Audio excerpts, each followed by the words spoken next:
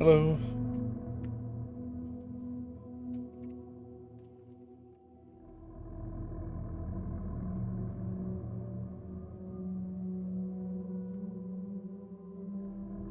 Ugh.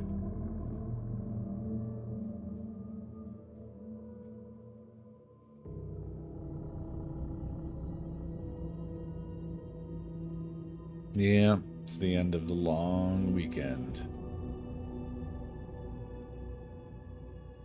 It's over.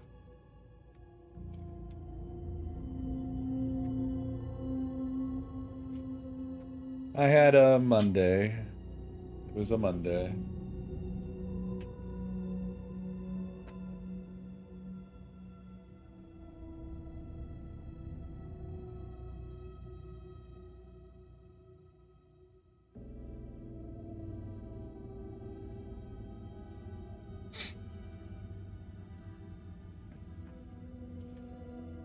I did a little bit of work.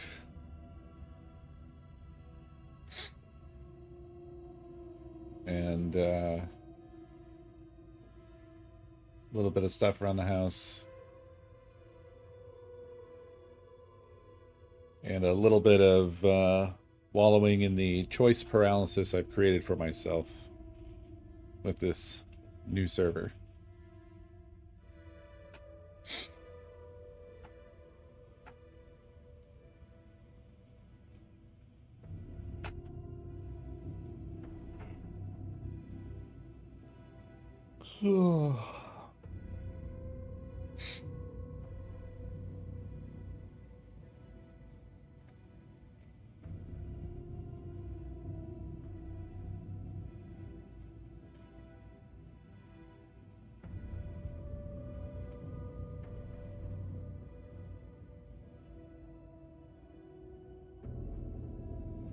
Ah. Well. Welcome back from Vodland.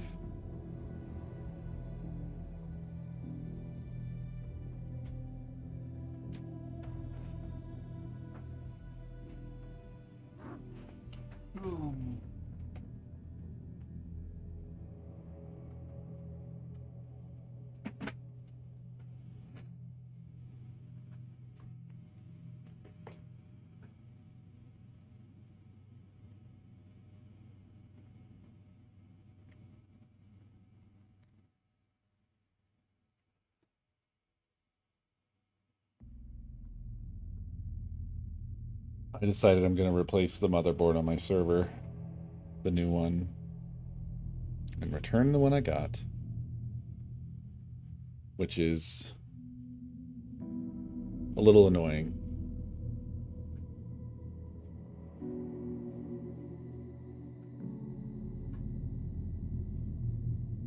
But there were things I didn't know, and now I know them.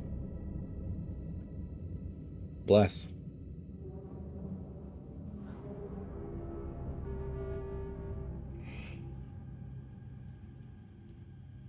Let me look at this.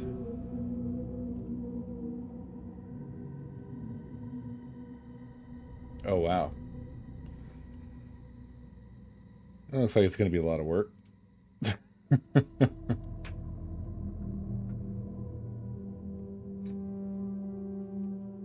What did I learn? Well,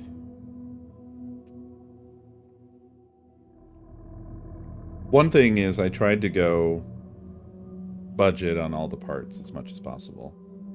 It's certainly more premium than the first server, but that was pretty easy to do because the first server was very cobbled together. But even with going budget, I was going for the things that had what I needed at the lowest sort of price cross-section of everything. So the motherboard that I originally got for the build wasn't totally wrong. But there were things that I did not know. And I've kind of been just continually running into that over and over again. One thing was that I particularly isolated out a motherboard that had like 10 SATA ports.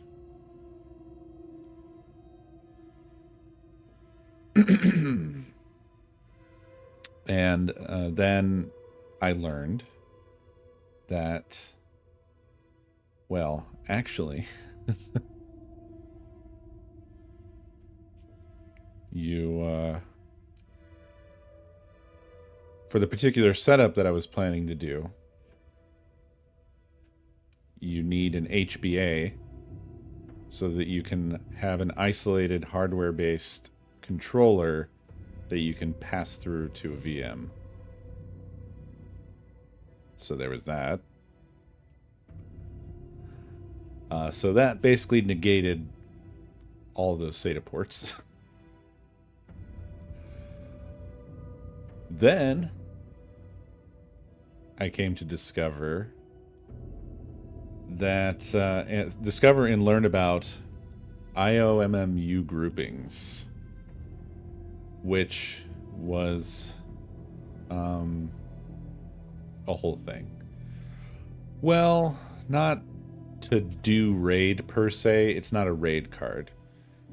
It basically is when you have a motherboard and you have SATA ports, right? You've got somewhere on the motherboard there's a SATA controller.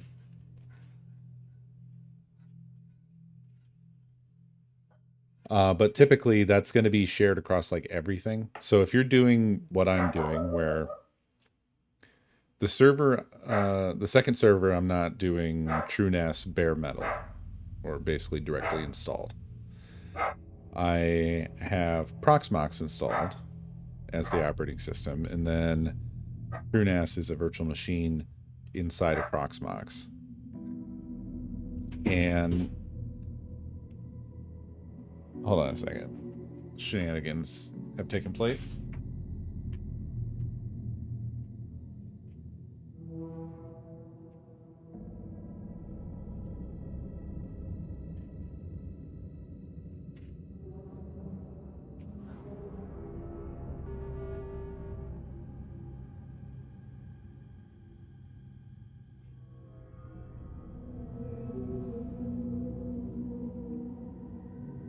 I'm back.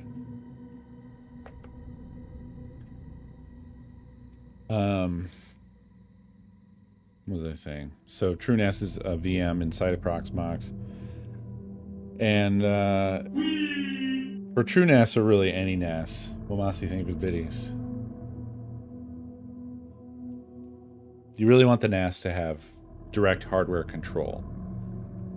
So I can't pass the motherboard's SATA controller down to the VM because it would be exclusive, and therefore it would pass the entire controller down that's also controlling the drives that Proxmox is installed on. And in fact, related to the next issue, I encountered that exact problem for a different reason, because I do have an HBA, and all of the large disks are hooked up that way. But what I didn't know about was IOMMU groupings, which are how PCI devices are sort of grouped together on the motherboard. I don't really have a deep understanding of this, but initially what happened was I passed the HBA through to the TrueNAS VM and started the VM, and the entire server crashed and rebooted.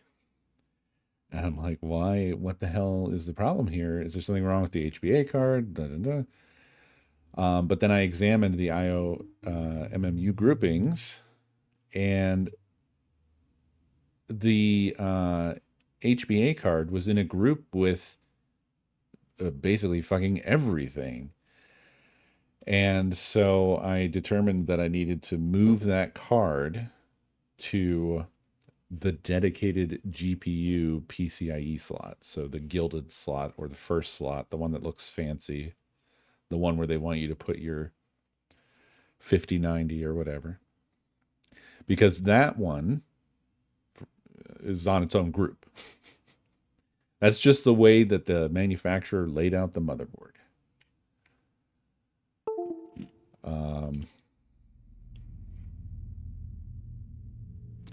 Yeah, so I moved the card and then I was able to pass it down to the VM without bringing down the whole machine.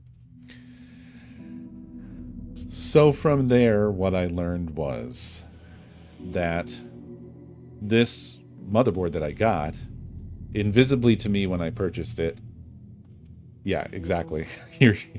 You're ahead of me now. Just has shitty groupings that I can't do anything about. I can't control them. The motherboard doesn't provide any way for me to change them. There are hacky things that you can do, like there's a patch that you can do, but causes some sort of massive security hole. It's bad.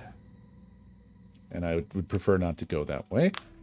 So, yes. So I would basically...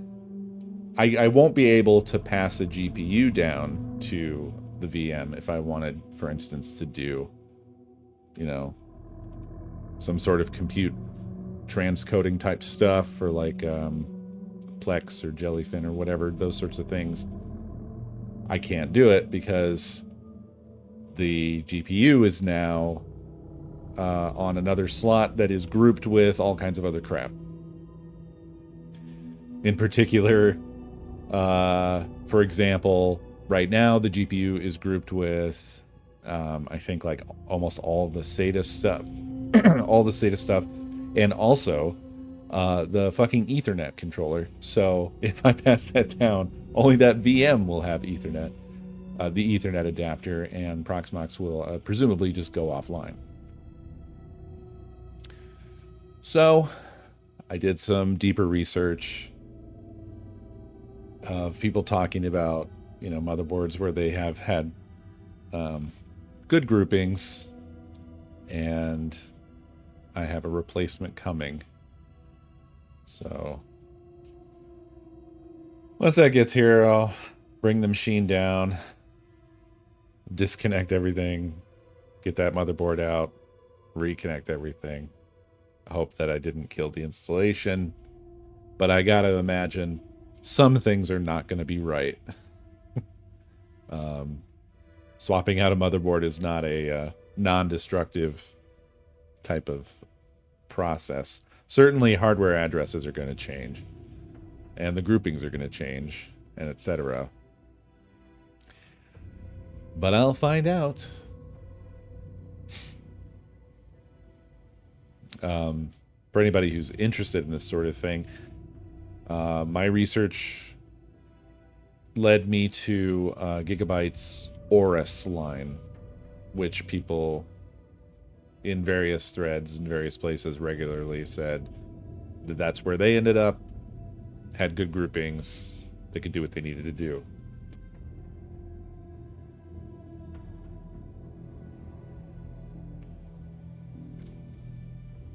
So that part was pretty annoying. But this is how we learn.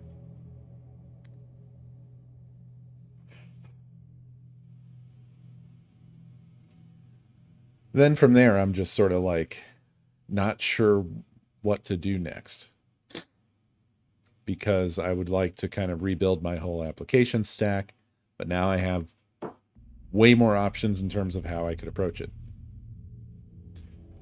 Previously, I did everything on the Kubernetes Helm-based methods in TrueNAS scale, but that all fell apart because they killed Kubernetes in TrueNAS and solidified on Docker. So that's server 1, which is, basically in stasis.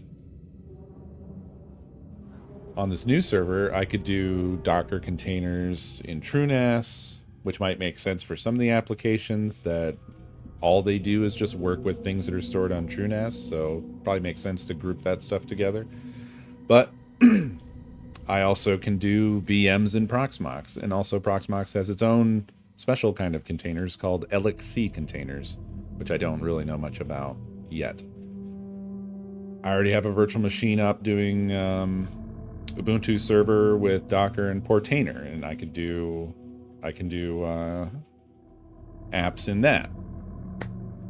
So, oh, they're like free BSD jails. I am vaguely familiar because so I guess I'll call it server 0. So my server 0 was on FreeNAS, which was BSD, and yeah, it had IO cages and jails and so on. I wouldn't say so. I'm familiar with them existing. I'm not really very familiar in terms of the intricacies. I don't remember having a fun time with them on FreeNAS. I'll say. I think I ran into a lot of bullshit. But people seem to really like LXC containers, so maybe they're great. So, yeah. Long story long, that's why I'm in like this choice paralysis sort of situation, because now I'm like, okay, well, I did the thing. Now what? Like, how am I going to lay all this out? In fact, I've really done nothing much other than got Proxmox going, got TrueNAS going, got Portainer going, and then I've been rsyncing everything over from server 1 to server 2. And that should be wrapping up while I'm streaming, I think.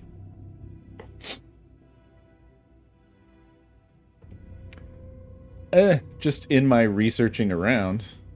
But maybe, I don't know, maybe they suck.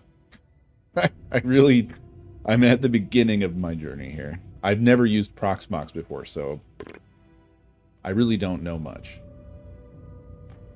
Lots of learning to do.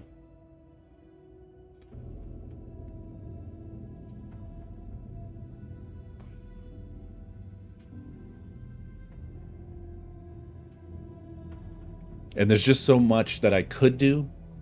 I'm a little afraid of like backing myself into a corner again, because I feel like that happened to me with server 0 and then again with server 1.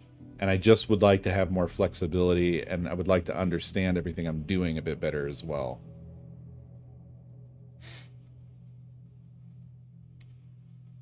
I will say my initial impressions of oh god, don't even get me going if because that's just more money. I do not have a good network. The network sucks. I have been wanting to change it for a while. It kind of drives me crazy. But if you were to just really let me go unchained, which is really me, myself, I'm the one holding myself back. But if I were to just go wild, chances are I'd probably have a fucking, like a 22U rack, or fuck it, maybe like a whole 42 refrigerated, something like that. And just all kinds of stupid stuff. But I'm trying to restrain myself so that we can continue to have things like food. But yeah, my initial impression of Proxmox is really great. It feels just amazing to work with. It's like just stupid easy to do virtual machines and really configure them exactly how you want them and deploy them and manage them. Just very, very, very nice, I have to say.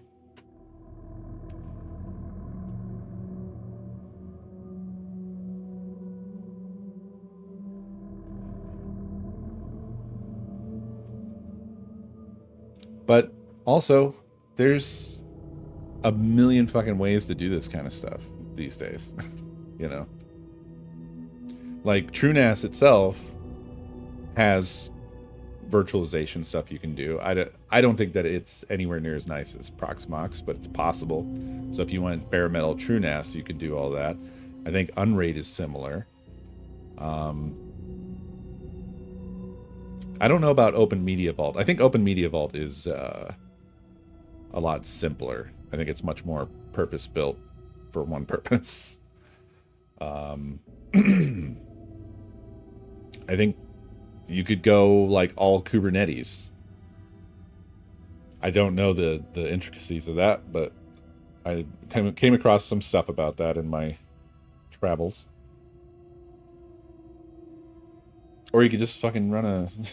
I assume that's probably just running like an Ubuntu server, and it's probably the closest to what you're talking about, Ends.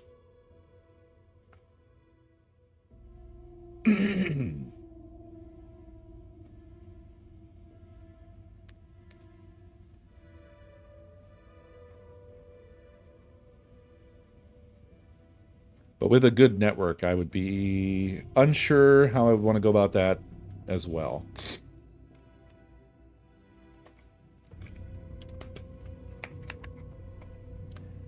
The Unify ecosystem looks really attractive to me, and I like that there's a lot of self-host stuff there. Then, of course, there's, you know, a lot of roll your own shit you can do. pfSense, OpenWRT.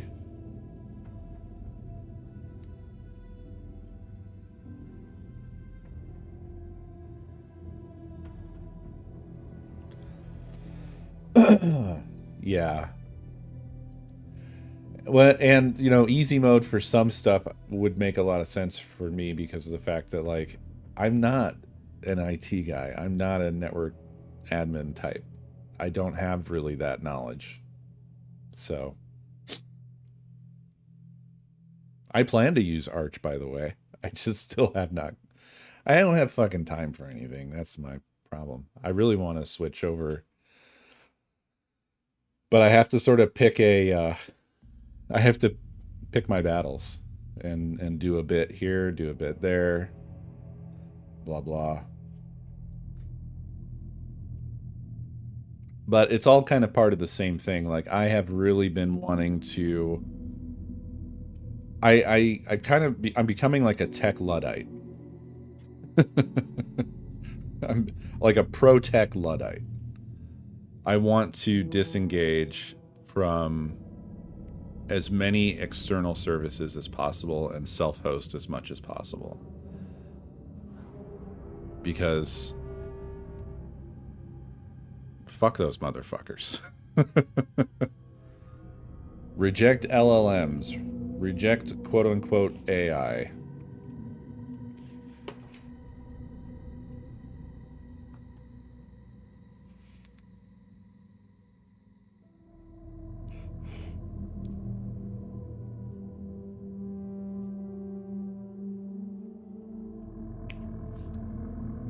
Self-host Wikipedia, yeah.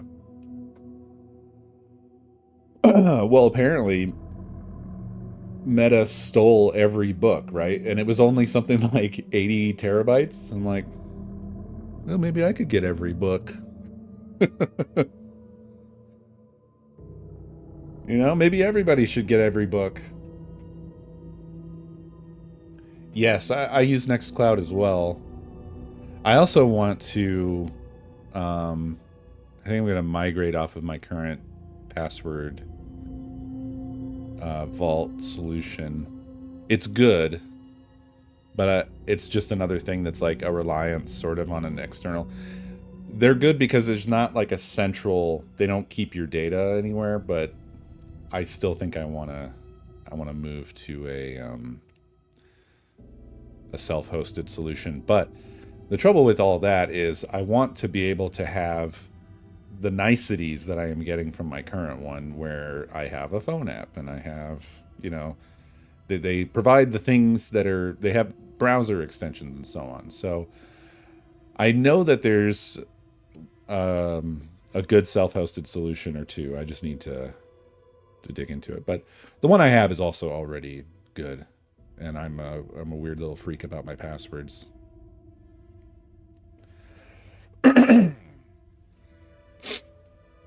Keep ass.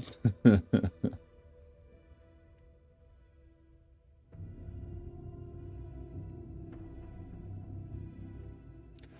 also very proud of my my Vault Master password because when I type it out, it's very impressive. It sounds like I'm typing a novel. I'm in. Yeah, I know. It's never a good idea to craft a password that you're proud of, because then you want to talk about it and share it.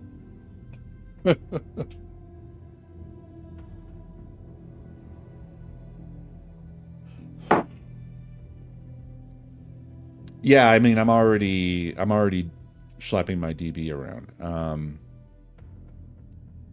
I use Nextcloud to sync it between all my shit, which I self-host. Except for that's currently in hell on server 1.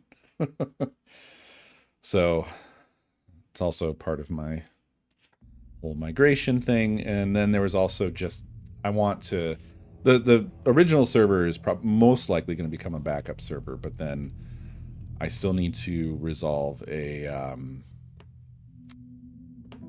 remote backup situation, which I don't know how people do. I don't know. I don't know how you keep giant backups off-site affordably.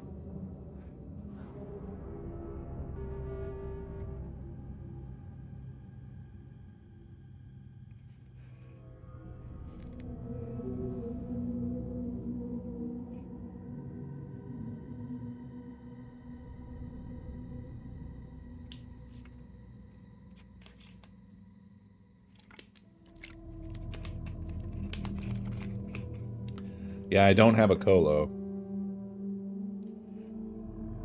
And I don't really have a family member I would trust. Is that horrible? Backblaze is the cheapest. I think I need to just look deeper into it. Yeah, that's what I'm afraid of, is I think, because obviously, like, well, obviously Nakomi, but she's in the same house with me. She's not off-site. Can you imagine? I have an off-site wife.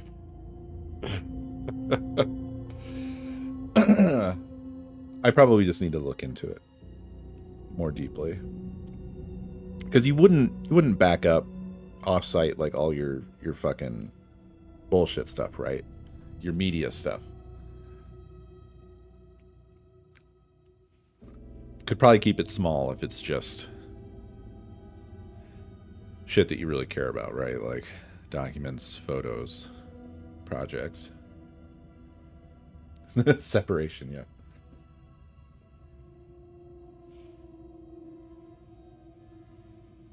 Yeah, the irreplaceable things, yeah. That's probably, I think I was thinking about it from the wrong angle of just trying to back up the whole entire thing, but I would probably need to be a bit more picky about it to keep it affordable. Yes, but how do you rsync to that class?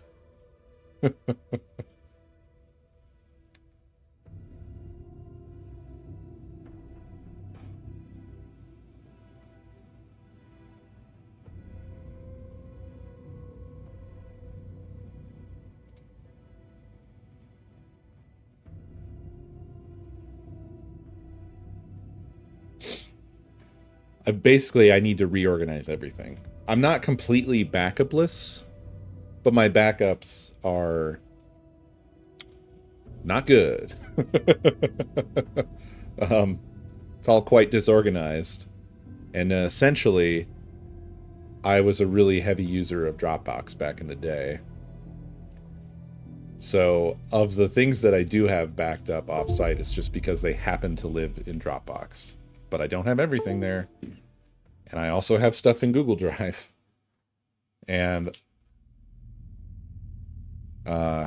as you might surmise from what I had said earlier, I would like to not be on those services. So I am on the road to figuring that out. But Backblaze, I think, would probably be fine. I think I'd be good with that. So I'll look into that.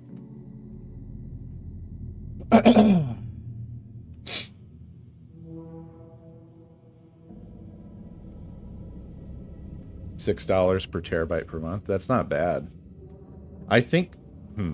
So the trouble for me is, I do have some pretty significantly sized stuff that I'm storing because of, like, I have projects and things, which projects generate a lot of crap.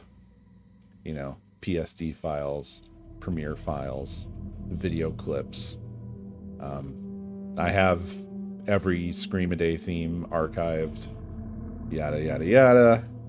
But I think I'm not even using half of my Dropbox, I think.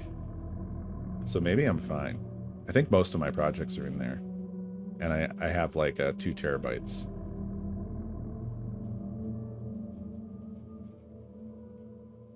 Backblaze has so many cobots, does it?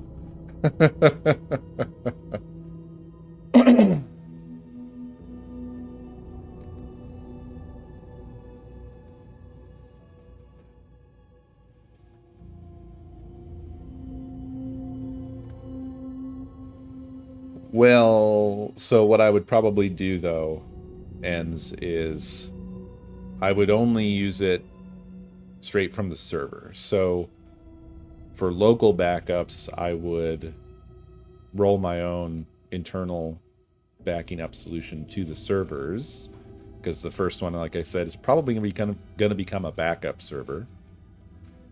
And then from the server to the offsite, probably incremental backups, snapshots. TrueNAS does really nice snapshotting, so I think that would be pretty good.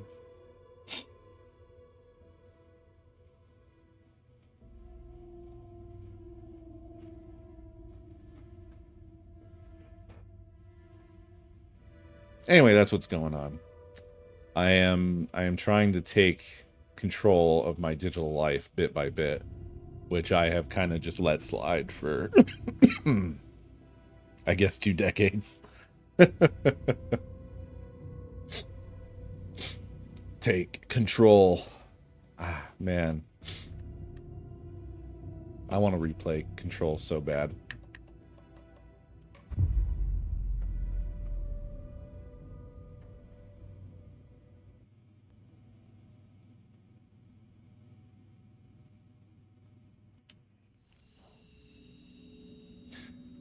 Oh, fuck. Ah, fuck, shit. Fuck, I forgot. Oh, fuck, no, shit, damn, ah.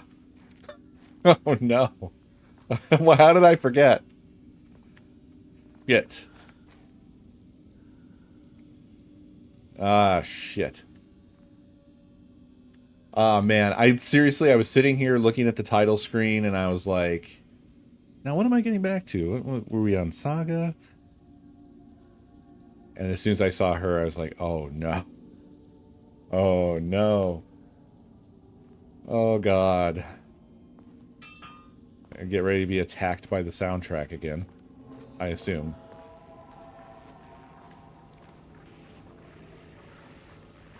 Right? No?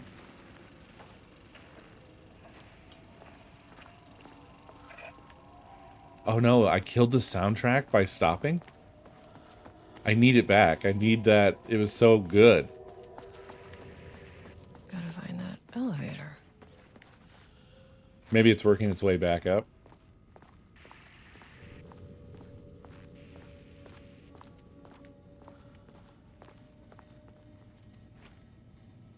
I don't know if I agree with that. This DLC is pretty fucking scary, but I have to tell you, I have not found Alan Wake 2 to be very scary. It is very good. but it doesn't get under my skin the way that Silent Hill 2 does. In the lake house. The Marmonts had let the lake in, but the water But this did not DLC, flow. though, It became trapped, stagnant, is and bad. directly scarier The art was not art, just content. than all of Alan Wake 2, and definitely competes with Silent Hill 2.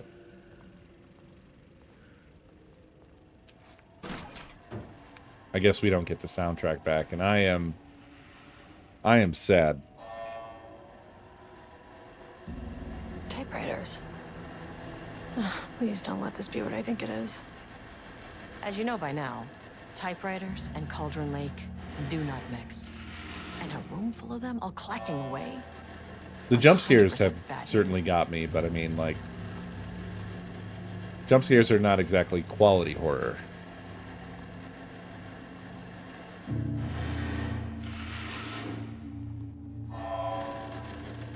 Also, the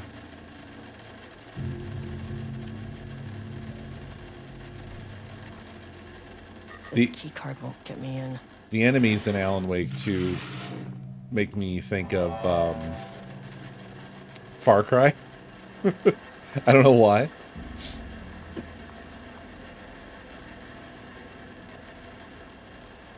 Hold on. Pico does this thing where he just holds a protest when he wants something and I don't know what. So I'm going to go give him some dry food. Just a little bit. To make him stop randomly knocking shit off of shit. I will be right back.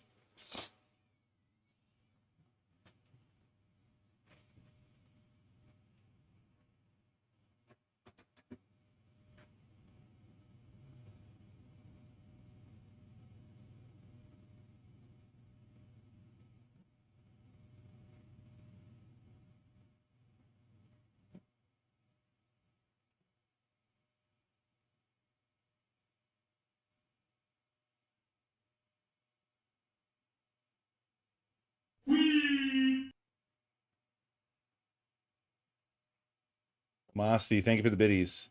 He was actually out of water, so that's going to take me a little bit longer. Hang tight for a couple minutes, okay? Sorry.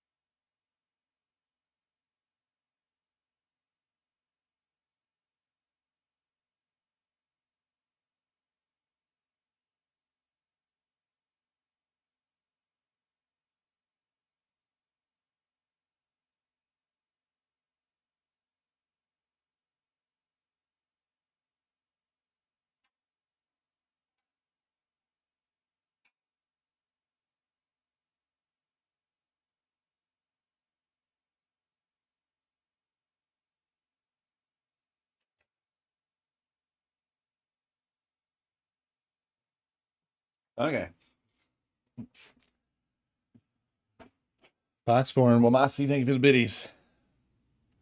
This would be a thrilling VOD, hey? Guy's not here. It's like a React streamer.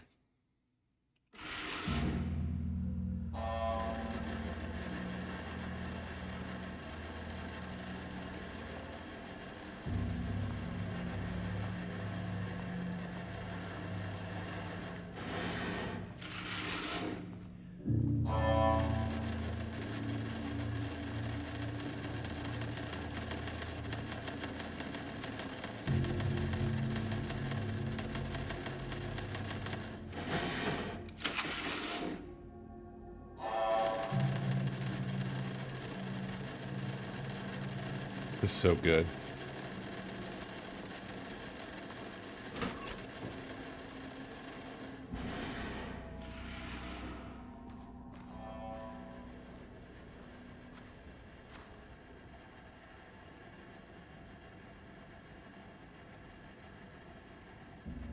June 23rd, 2022. Progress report regarding typewriter brand investigation. Investigation into the precise brand and model of typewriter used by Alan Wake with the intent to use this particular brand for Redacted and the ATDs continues to be unsuccessful. Sources contacted with discretion. Wake's publishing house. Result, no useful information. Wake's agent. Result, refused to discuss client matters. Wake's spouse. Result, refused to discuss. Redacted. Result, no useful information. Checked all available online interviews, publications, elements pertaining to Alan Wake. Result, no useful information. The relevant team will continue to explore alternative sources of information. The ATDs will continue to be operated with the available typewriters until Wake's preferred brand is known. Theoretically, replicating Alan Wake's style of writing via the same brand of typewriter used by the author should yield optimal results. The project director has indicated that a similar investigation should be launched into the brand and type of ink used in Wake's typewriter. This is so awesome. I love how they've woven these together perfectly. They do feel now just inseparably the same universe.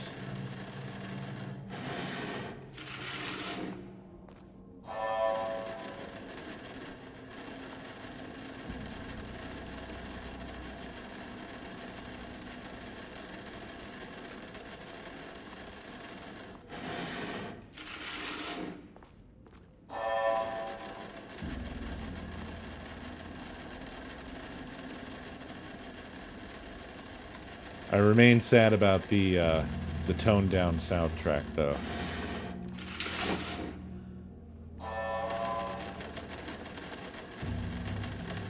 God damn, the sounds in this are absolutely insane.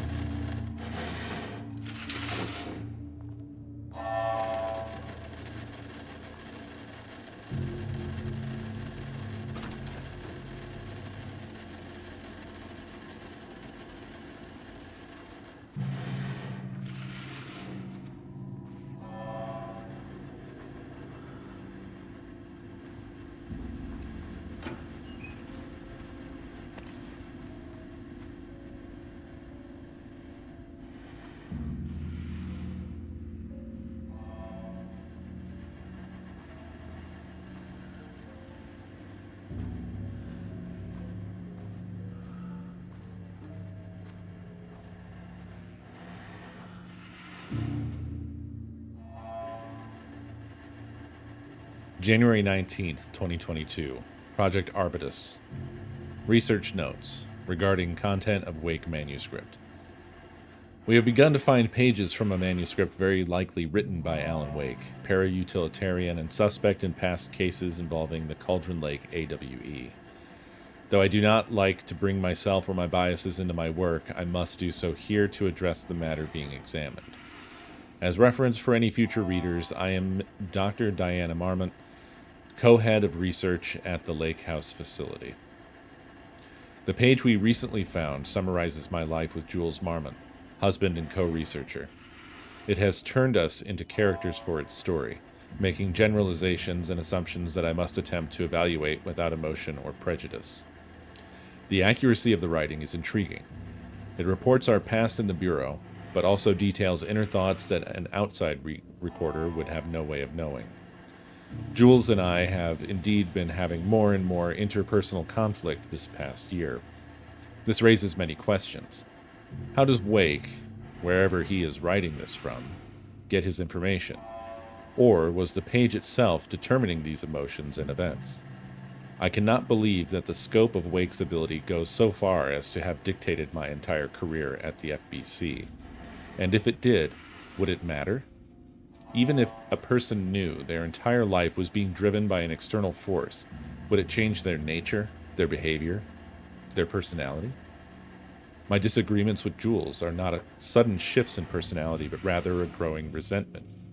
I firmly believe that though I have no evidence to prove it,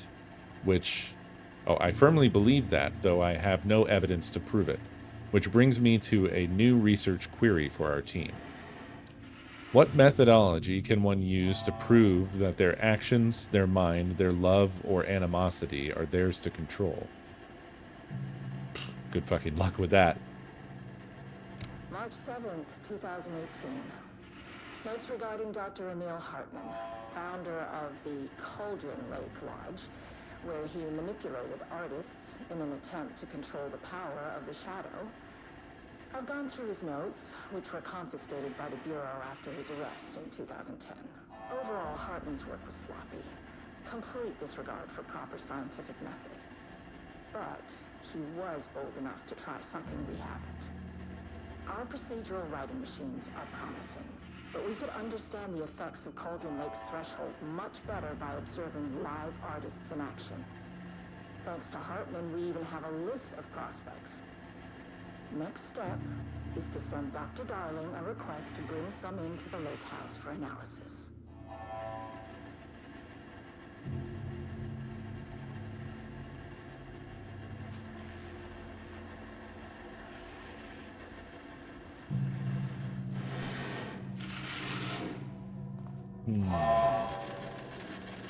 Okay, so neither of those rooms yielded key cards for me. So again, I guess I just have to move on? I'm not sure. I feel like we'll be backtracking, but I don't know. I don't know if I'm just not searching thoroughly enough. I didn't check every typewriter station. Ah, shit. Shit. Shit. I want to see that. That sucks to see.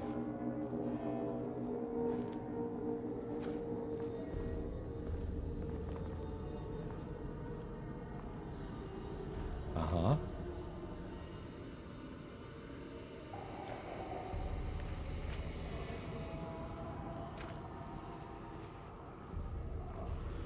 Emergency. Seek shelter. Shit.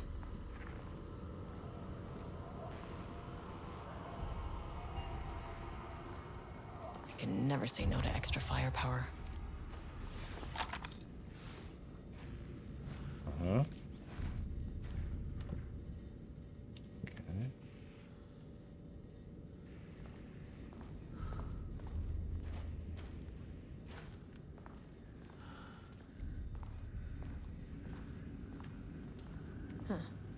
Back where I started. Spatial recurrence. Usually observes the law of 3.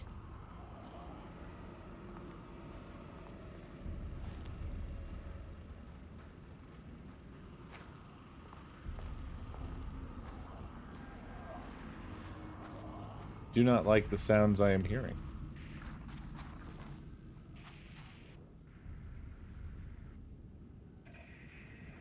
Is this different?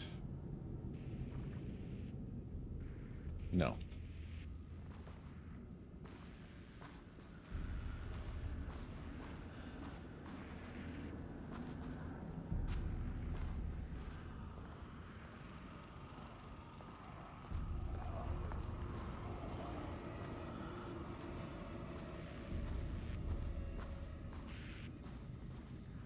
Really do not like the sounds I'm hearing.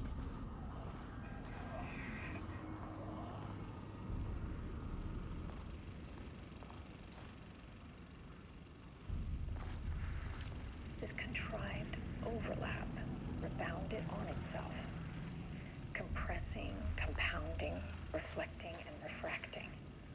An urban legend and a murder in constant imbalance, cause and effect hopelessly tangled.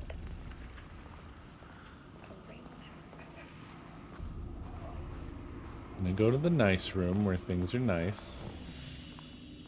We love the nice room where things are nice. It's a good place. Very good place to be. Nice room.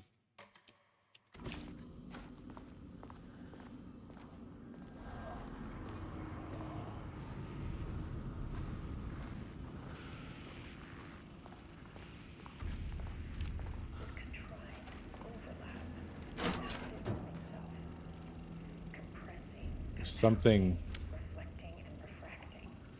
There's a shadow. The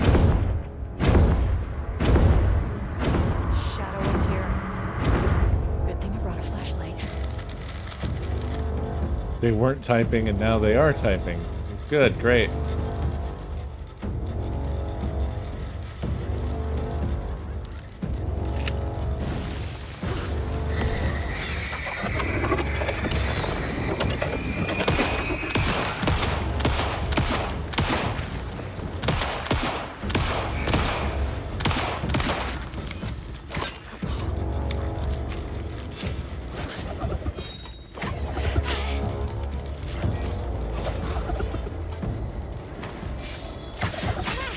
How did that hit me?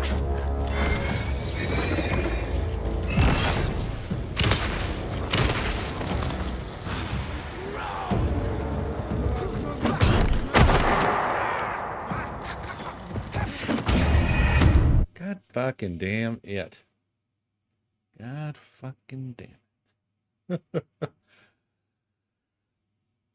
I reverted to my old dodge timing, which is bad. Basically, I dodged too soon, and then the hit finally lands. The shadow is here. Good thing you brought a flashlight. More of this.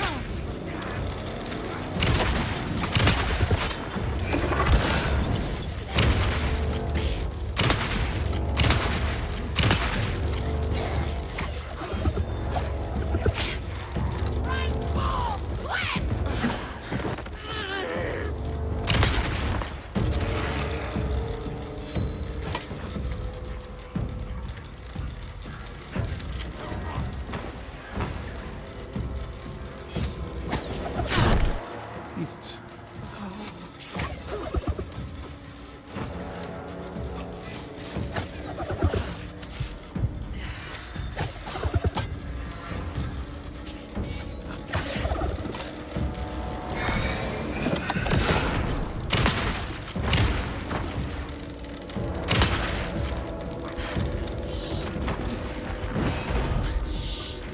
What the fuck? Whoa!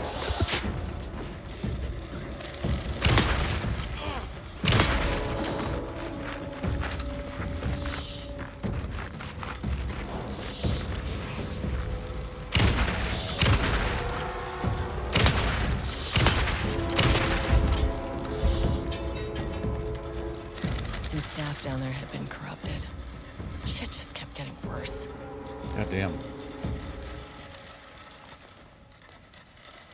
Well, I am running out of every damn thing.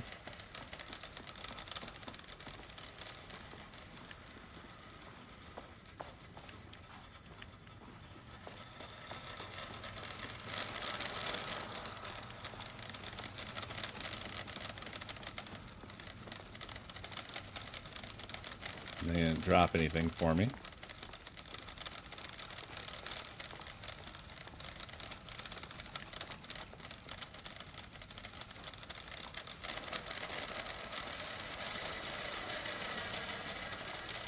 Holy shit.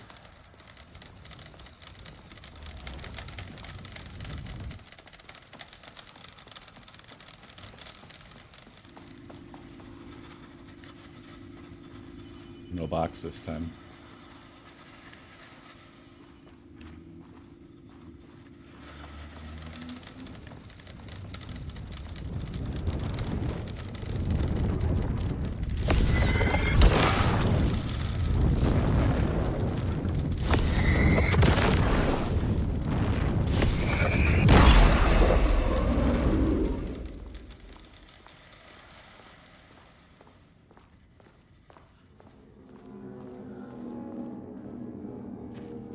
No paint, please. Paint bad.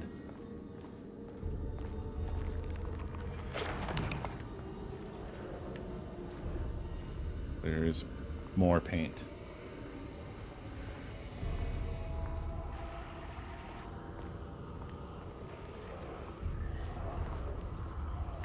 And more horrific paint-based noises coming from the environment.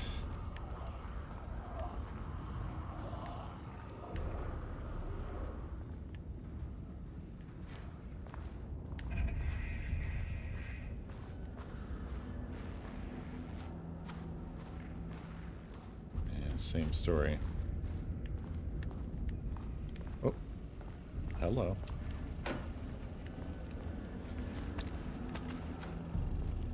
One thing I haven't been doing is looking at the damn map.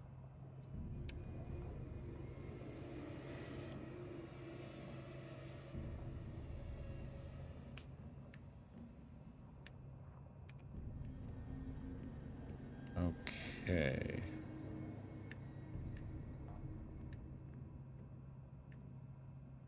Wait, did I skip 2? Oh, when I went to 2, I did skip 2. I didn't think about it. I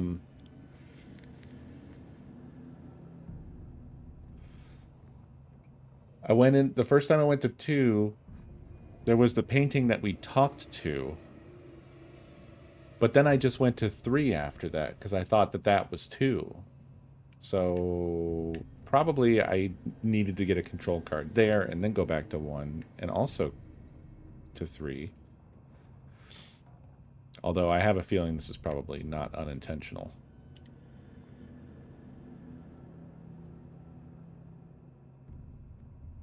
Oh, it does say find a way to get the keycard and gun by exploring the facility, so... And proceed through the spatial recurrence.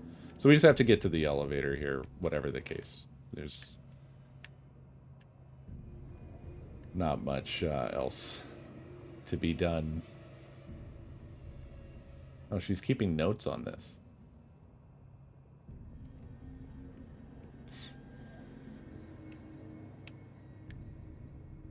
Two was a hall, but apparently this is actual 2.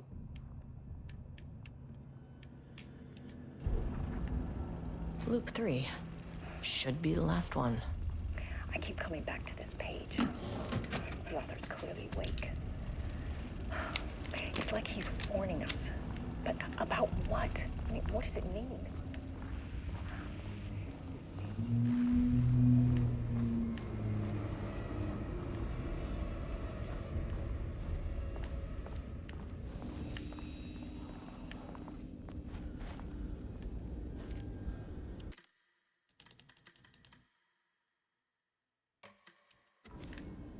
On her mind map, yeah.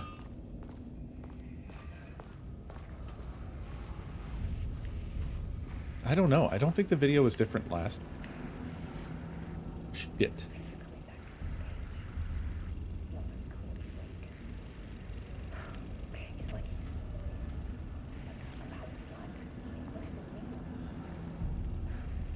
This page scared Jules away from the work on Wake's writing. It is different. A coward can't stand risk. science is risk. For me, this is proof that we are going in the right direction. I just need Rudolph Lane's paintings to lead to more pages so that hopefully one day we can understand. There's a whole man. There's a man. There is. And I don't want to think I keep about coming it. back to this page. I want to lead you. But this is definitely going to trigger it.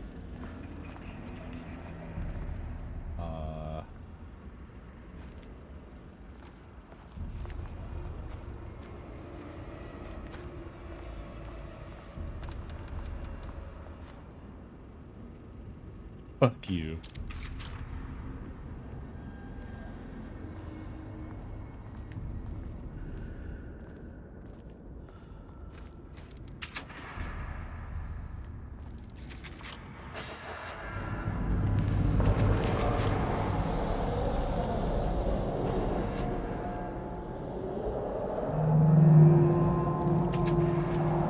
Jesus Christ. What is that?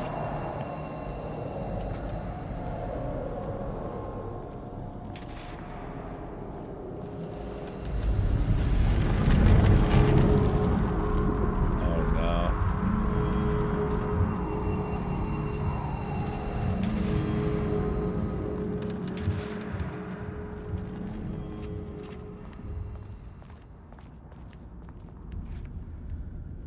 Fucking horrific. Absolutely horrific. I need to find a thing. Ugh, locked. Maybe there's another way in.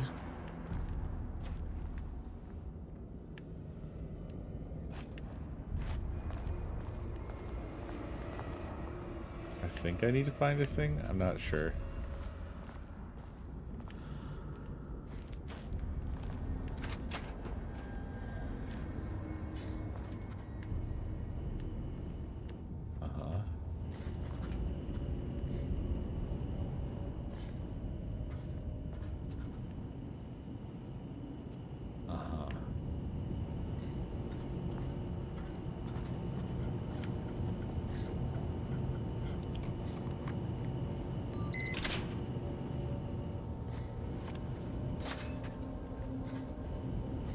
This feels like the bunker in Jurassic Park.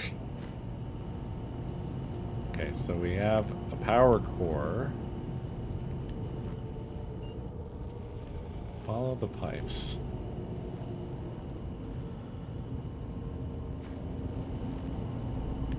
I don't even want to take it.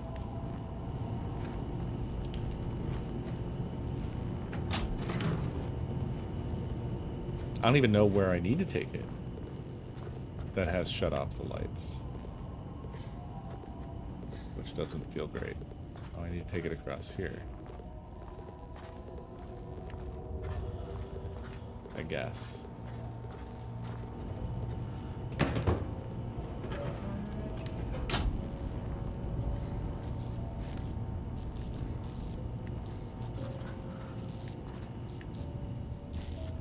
Ah.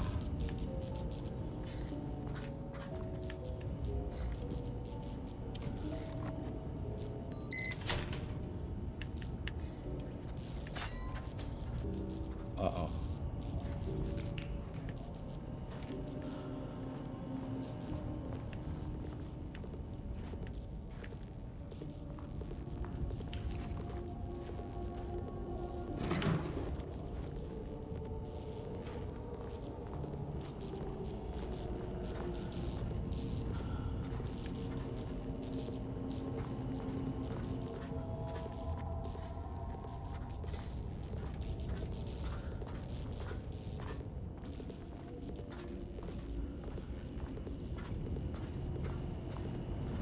I hate this entirely.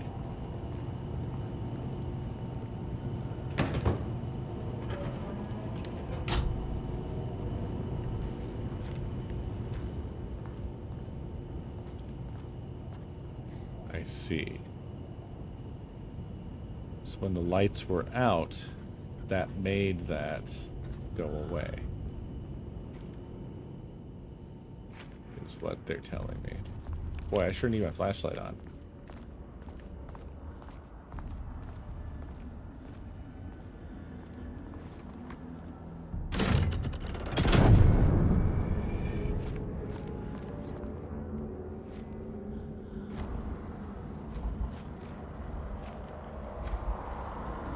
Oh, it's our friend again. Which doctor is it? You again.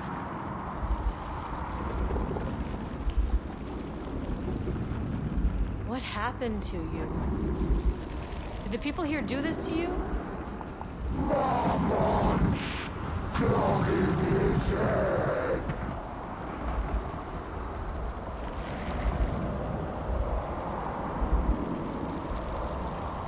You said marmots before. Do they do this? Where are they now? Tell me where they are.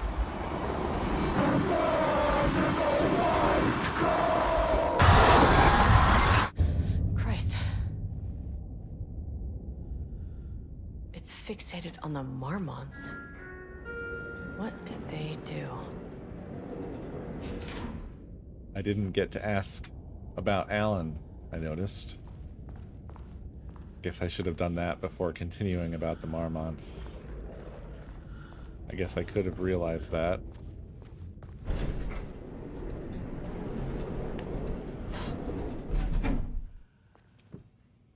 Boy, oh boy.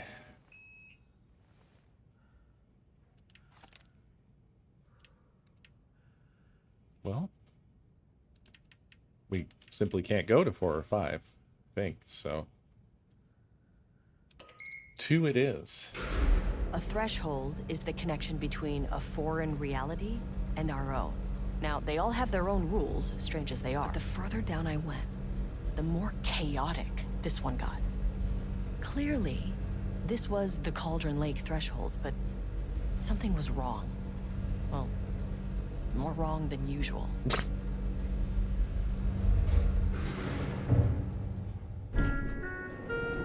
Sublevel 2. Level-wide lockdown in effect. Please remain calm. Level-wide lockdown in effect. Please remain calm. Lift to level-wide lockdown.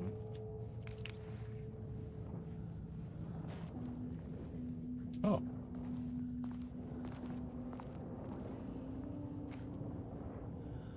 Okay.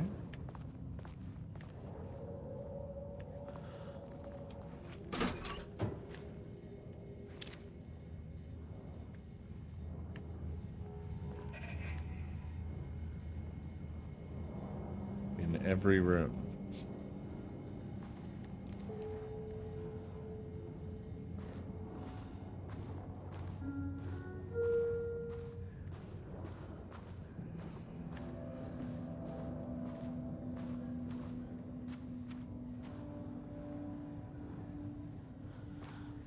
God, this is so scary. Jesus.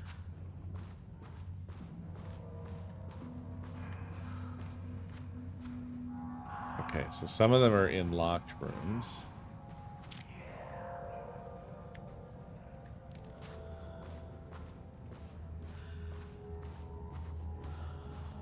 Some of them are not.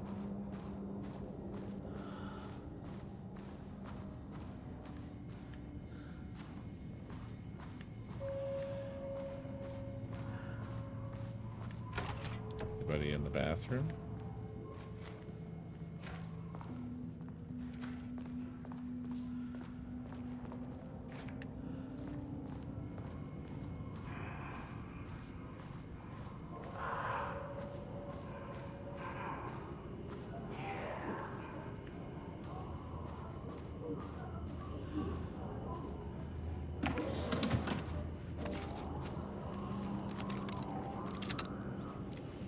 I hate the environmental sounds. They're so very much.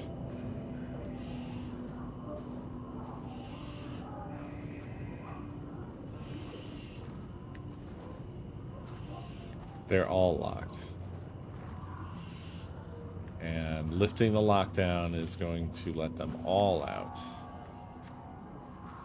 That is a lot.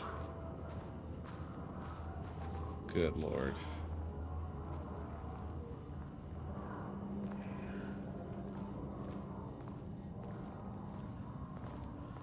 And what's in these?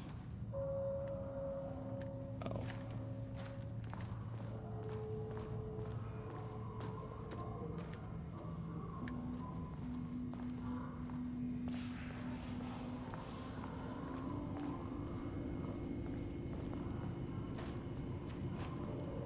Occupant is potentially dangerous.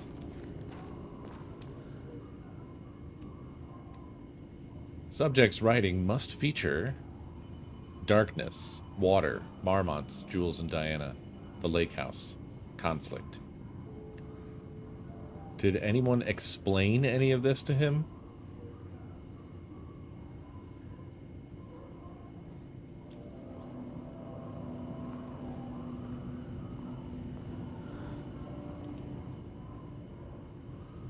Retrieval order. Acquisition team is hereby approved to acquire additional research subjects for ongoing study related to Project Arbitus at the Lake House facility. Prioritize outcomes as ordered below. Both subjects brought to the Lake House for study. Tamitha Booker, her work is more commercially successful, thus more likely to yield results based on proven cases. Edward Booker, less successful than Tamitha, but theater is more widely recognized as art than true crime novels. Observe the subjects at a distance and only move to acquire if the opportunity arises.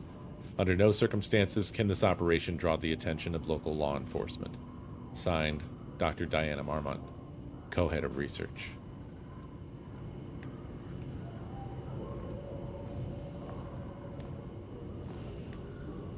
Do they all have to be making Finally, those noises someone at who all is into times? painting. Oh my God, it's him. Hey, hello. Who are you? Sorry, got a flow going. Can we do this later? My guy. Are you serious? No, we cannot. I'm Agent Kieran Estevez. I'm with the government, and I need your name. I'm Ed Booker, the playwright. And I'm hitting my stride here, so can you guys stop with all that banging and screaming? It's throwing me off. Where do you think you are right now? In an immersive writing workshop. Well, bad news, it's not a writing workshop. Good news, it's not a writing workshop. Right. It's a government facility studying the power of creativity. That makes way more sense. Look around you. How is this a workshop? You have to stay in character. I get that. I'm in the theater business too. And look, the sets, the costumes, all great in that, you know, campy, 70s sci-fi kind of way. Pull out your gun and But shoot the you wall. could dial down the role-playing like 15, 20%. Just some professional advice. Pull out your gun and shoot the wall.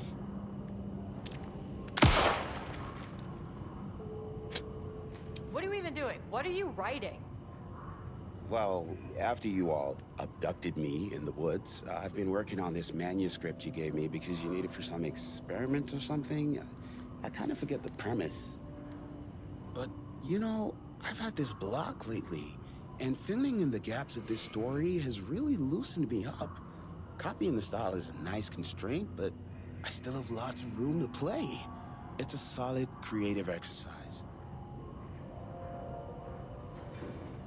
Somebody gets him out of here, right? Also, where's his partner? Sir, whether you are aware of it or not, there is a situation here. I need you to stay in your cell until I can resolve the matter, okay? Uh-huh, got it. Hey, no one's been around with food for a while. I could go for some dinner when you have a second. I was gonna Oh, say, and can I get my phone back? I want to call my wife.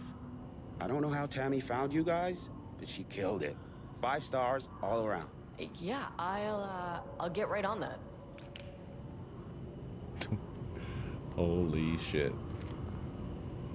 Holy shit. Capitalism, which means the flashlight is the power of the artist. Sheer creativity tearing through the shadowy cloak of corporate cookie-cutter bullshit. Killer metaphor. This is good stuff. Blue style's a little quick. Let's work with that. Short to the point. Visceral metaphors, dark imagery. Government is spreading darkness, trying to control the uncontrollable. It speaks to climate change, oppression, the disenfranchisement of immigrant minority populations. Lots of heavy themes in a dark sci-fi wrapper. Love it.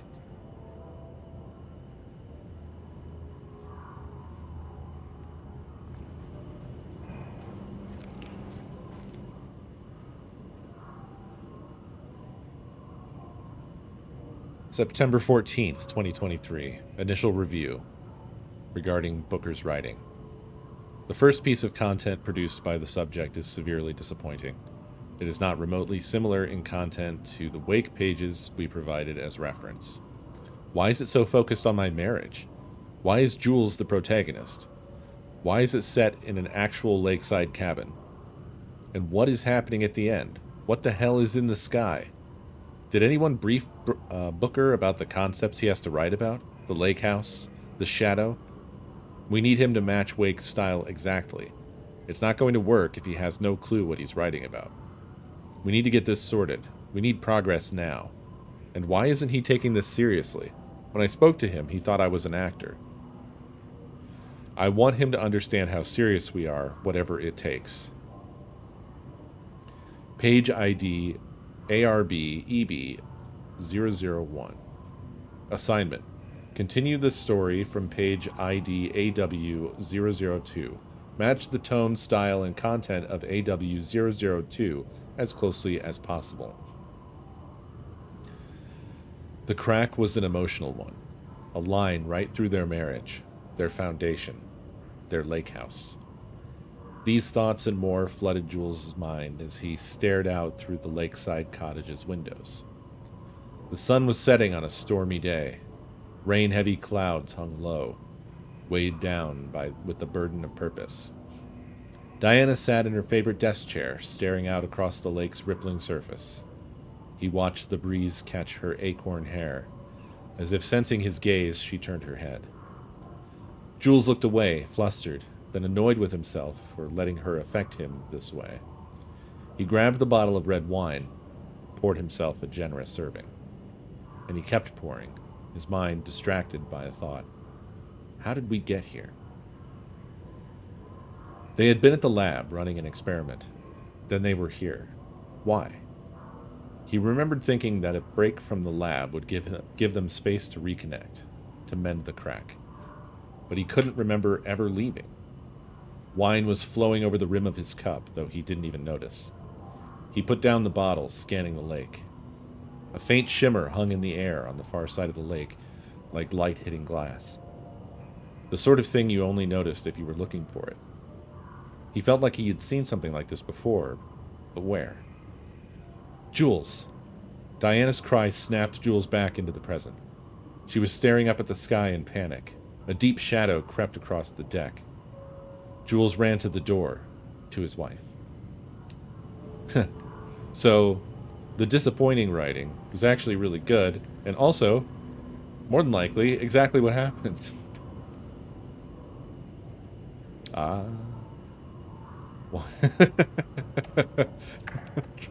This one's to catch anybody who's just not observant, I guess. Minimally observant. Security reminder. From B. Lopez to staff. Hello, please remember to lock your computer... Oh, we already read this shit. Sensitivity reminder. We already also read that. We also already read this. And this. Holy shit. From Jay Watterson to O. Cragg. Jules just sent out a memo asking us to spy on his wife's project. Remember when we just made fun of his stupid project names and science factoids. Simpler times. Reply, holy shit. O. Craig to Jay Watterson. He really did that? Diana is going to slit his throat if she finds out, haha. Those two are such a hot mess. I got drinks with Perry last night, and he told me Jules is withholding wake pages from Diana's team. He told her they went missing. Crazy shit. Paula mentioned you two were thinking about asking for a transfer. You'd really leave me here all alone? From Jay Watterson to O. Craig. We can have weekly gossip calls. Promise. Lovely.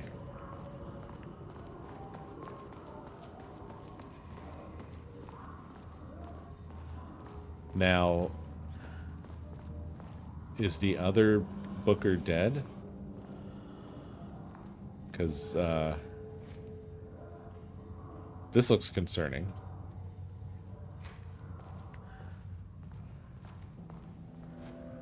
I wonder what happened here. We're about to find out. Art? Art? Not art. Writing, painting, music, rhymes, not poetry, sculpture. Dancing? Movies? TV? Theater? Puppets? Martial arts? What about Night Springs? What about cooking, baking, sewing, knitting, speaking, graffiti, rock stacking, bullshit charts like this? Deals? Deals?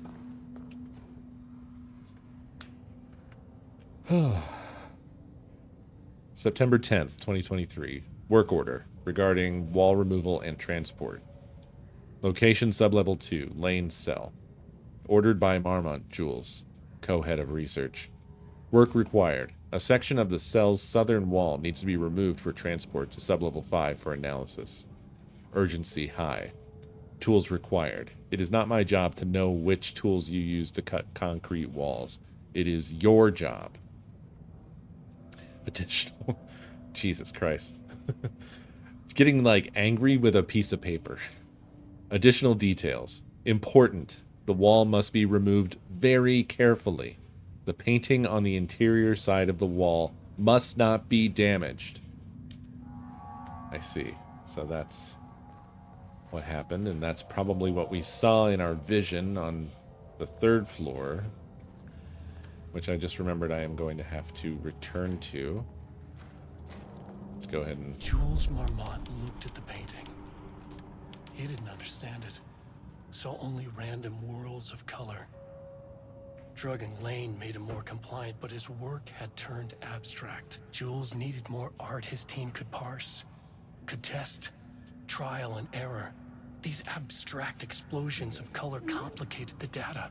His grip tightened around the letter opener in his hand. The piece of art he needed was hidden inside Lane.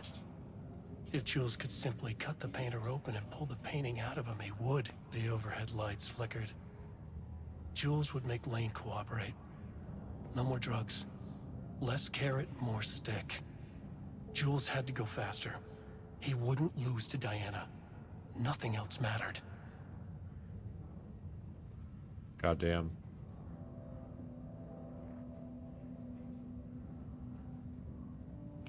My friends,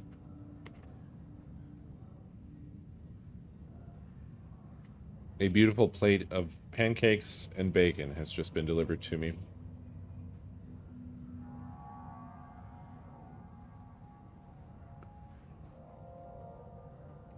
And I am now conflicted. That is hot on a plate, but I cannot play and eat.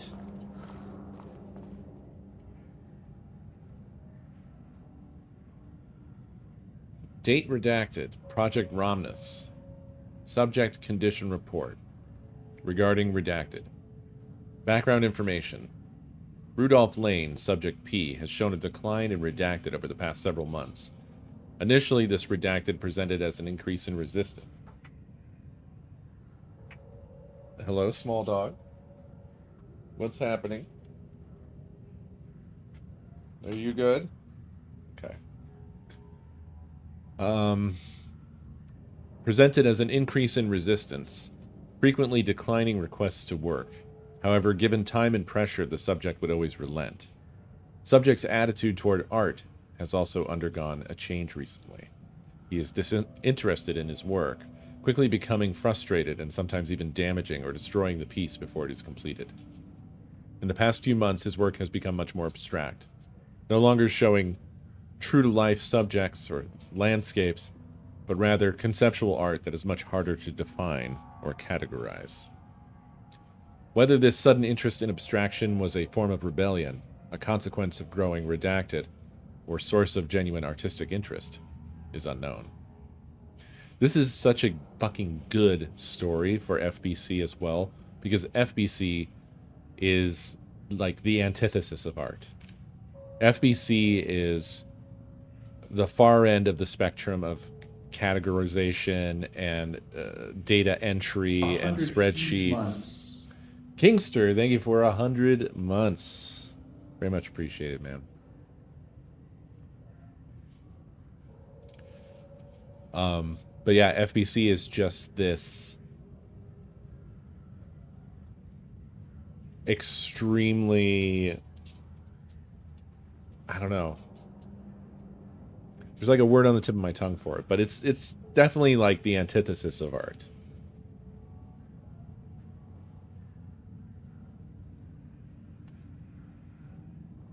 Current situation. As of yesterday, subject refuses to touch his supplies. He claims he will not paint anymore and wishes to leave. The subject's refusal has effectively halted all research. While the team can continue to run tests on the backlog of paintings, they estimate that there is little new information to gain. The subject must continue to paint if work is to proceed. However, the team is concerned that convincing the subject with force or coercion may only entrench him further in his position. Action to be taken. Dr. Jules Marmont, co-head of research and project lead, has suggested that a high dose of redacted be introduced to the subject's food to cure his redacted. If the subject's attitude does not improve, then low doses of redacted will be introduced in order to improve his compliance. I'm going to hit play on this tape, and I'm going to force pancakes and bacon into my mouth. I can't paint anymore. I know you want me to paint, but I can't. I'm empty. Rudolph, no. You love to paint. And you are such a talent. This is just the classic artist slump. No. I hate it. It's just taking from me now. When can I leave? You said you'd let me leave. Rudolph, but you volunteered to come, remember? We are helping you, like Dr. Hartman did. Perhaps you need to see our doctor? I can arrange that. No, that's... I am feeling better. Much better. I will paint. This is wonderful to hear, Rudolph. I knew you would come back to your old self. Fucking yikes. What the fuck?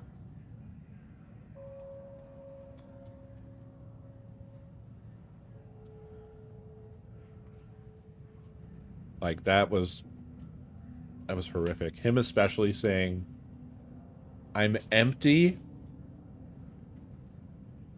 is such a wild thing to hear an artist say.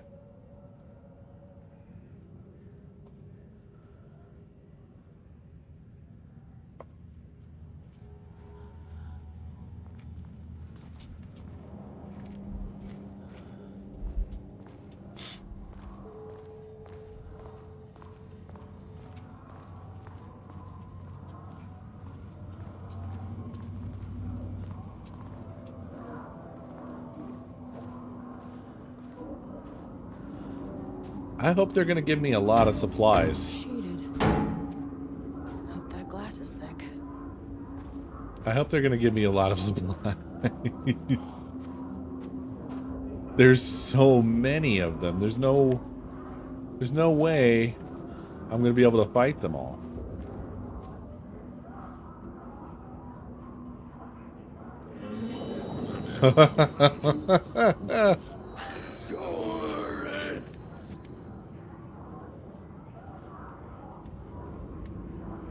That was a cool little move.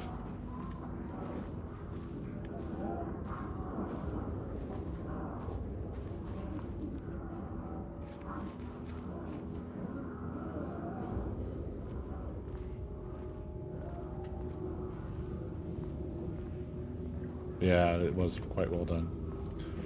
I'm also noticing a distinct lack of coffee in this place.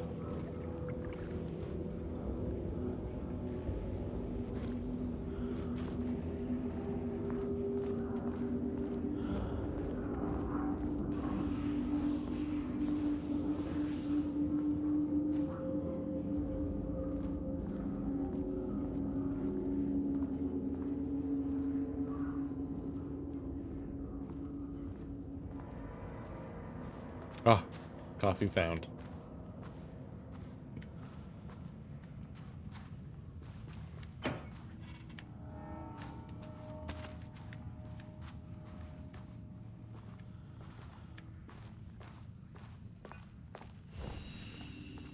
Man, oh man. I can't believe how well done this DLC is.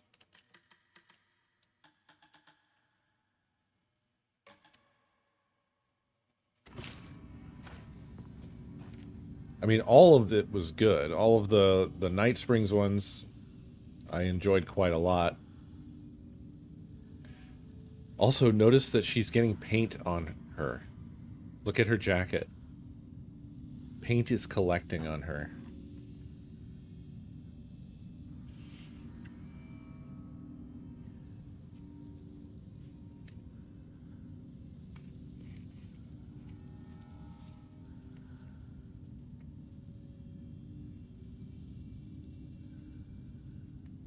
Sorry, I'm having a pancake break. Have they confirmed whether or not they're going to be doing a sequel to Control?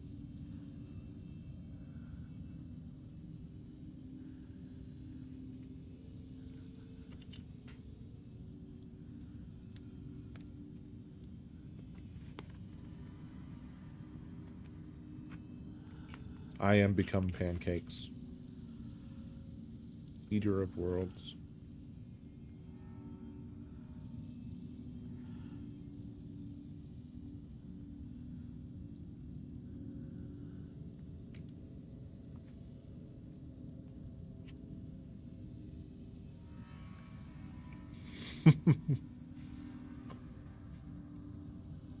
I am very, very lucky, Asriel.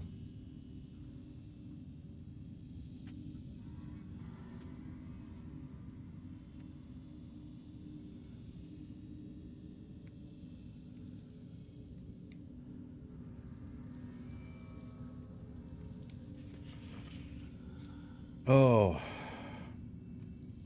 I don't even know what I'm doing after Alan Wake 2 at this point. I feel like there was another couple of things that I had my eye on for SCREAMADAY. But also we are approaching day 100. Right, Indiana Jones. I completely forgot.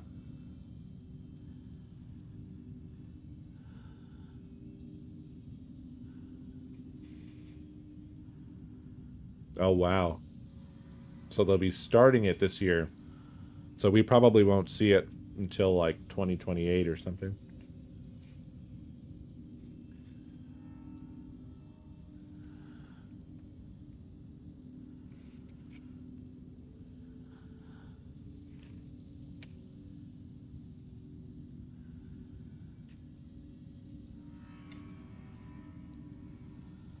No, Ternix? What are you talking about?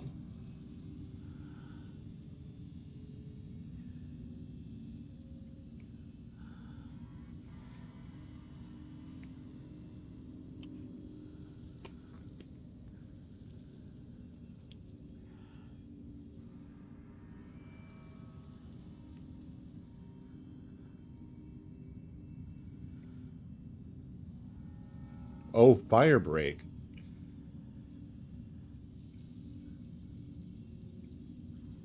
I don't think I've ever seen it or played it.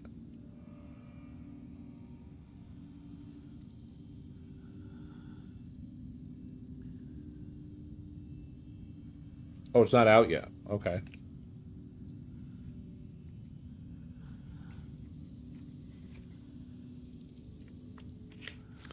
A multiplayer shooter based on Control seems kind of weird.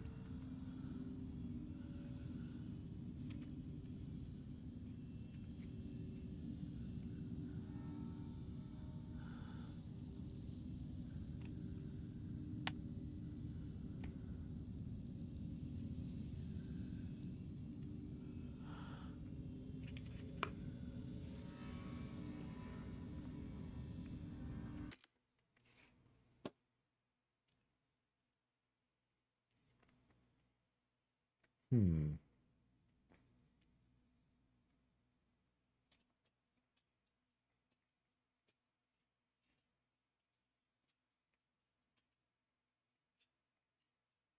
A three-player cooperative first-person shooter set within a mysterious federal agency under assault by otherworldly forces. Huh.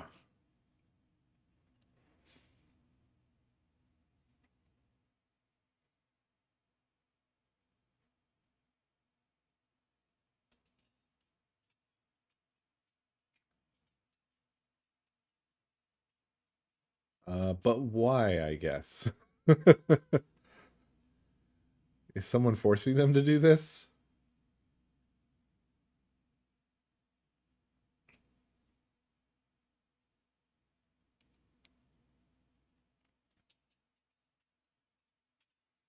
I mean, with Control and Alan Wake 2, what I associate with them is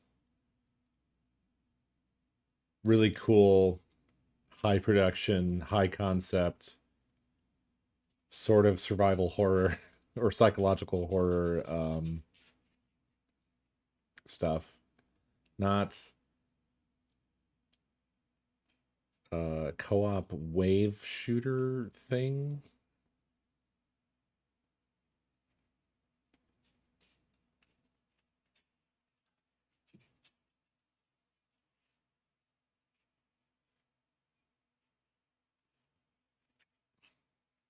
I don't know. It really is going to have to bring some serious something to the table for me to be interested in that at all.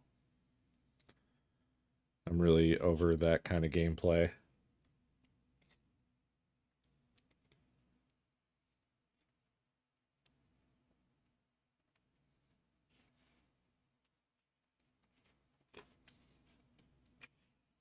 And I didn't see anything in the trailer there that really jumped out at me as being particularly interesting. Sad to say.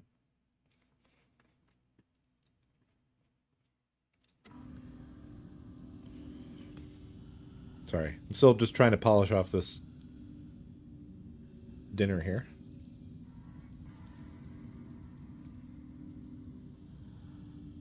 Oh, is that the whatever the multiplayer was for Elden Ring?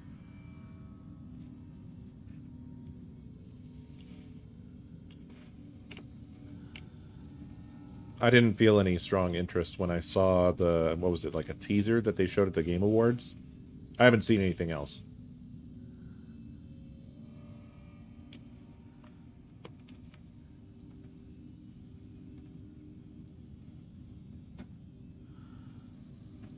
What was it, really?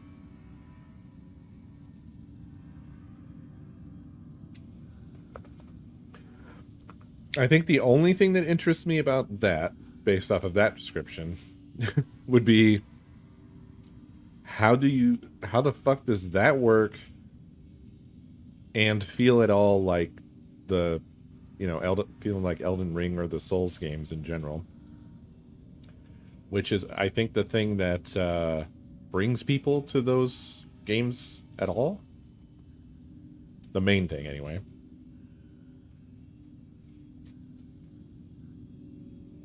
I mean, I know people love the lore and stuff, but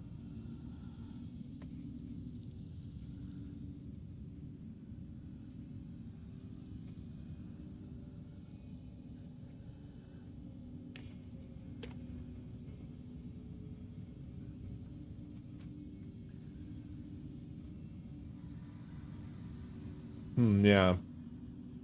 And I surprisingly liked Outlast Trials. I didn't think I would like it.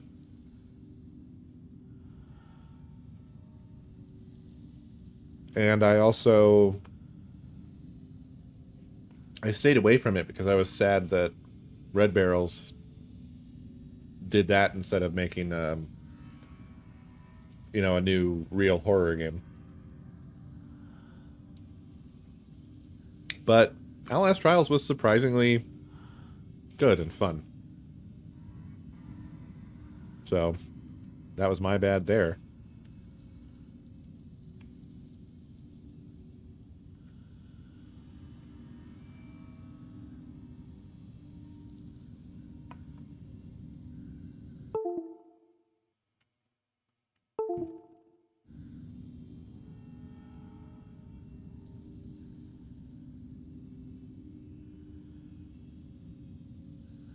Almost done here.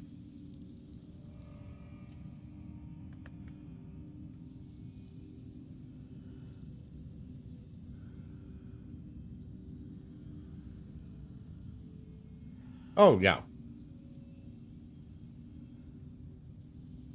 Inherently.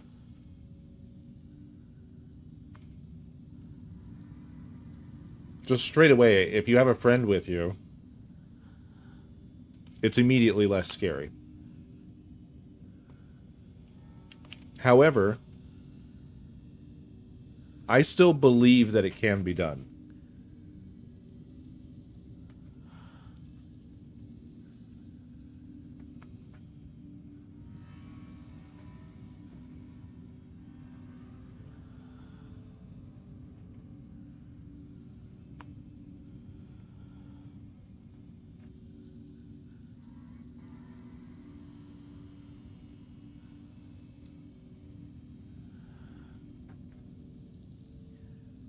I think that basically you have to have a game loop that separates the players.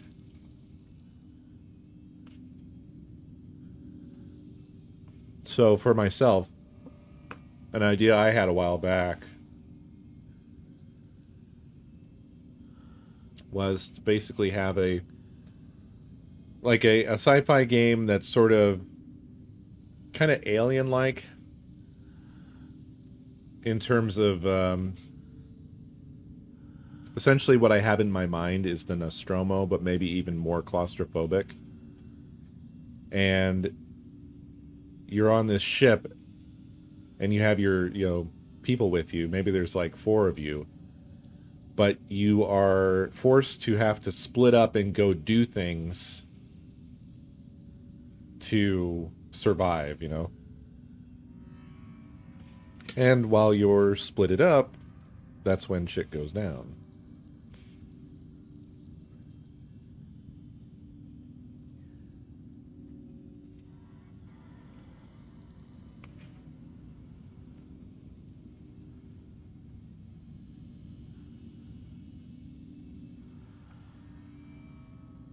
I don't think anybody's really made a game like that.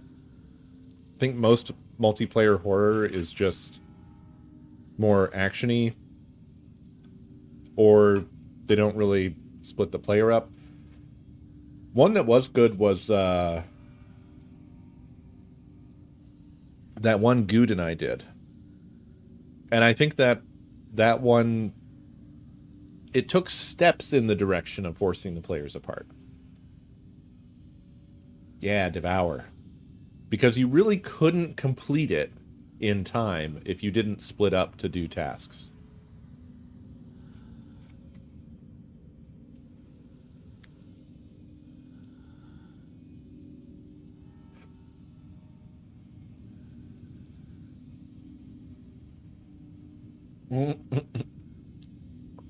Devour these nuts. Lethal Company is also good.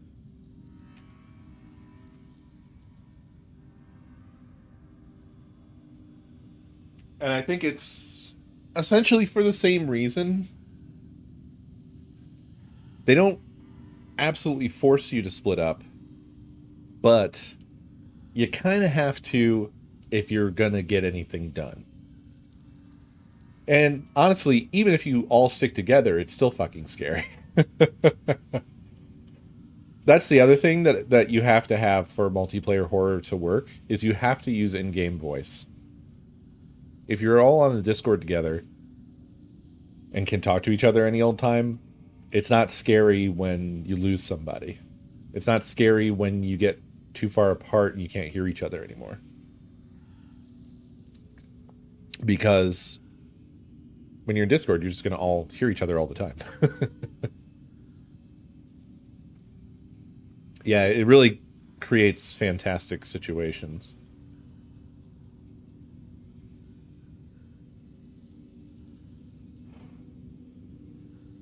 Phasmo was pretty good at it, but I would say mostly in a jump scary way. But what I'm driving at is for it to be legitimately scary, where it breaks the spell of, like, it's kind of weird, right? But, like, just having somebody with you decreases the scariness of it. But it would be cool if you could break that spell to where you could still have a multiplayer game, but scary. And some games do pretty good at it, and I think we've covered a number of them. That's true. I haven't played Phasmo since it was still pretty new, so I don't know what it has now.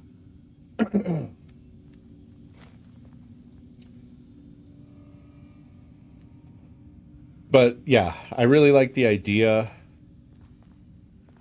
of a like a crew on a very industrial style, cramped, claustrophobic, dimly lit spaceship, where you have essentially like maintenance style tasks you have to do to survive, to keep the ship going, to get to the next destination. But also the ship has a stowaway.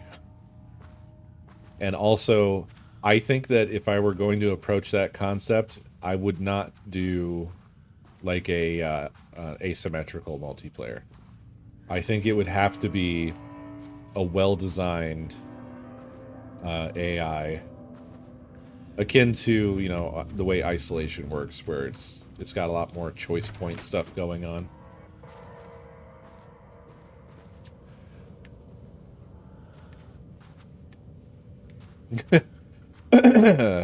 I guess, but yeah.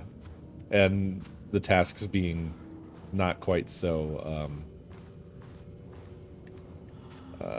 silly. First person, of course. But yeah, you got me. It's just Amogus. I was just joking around.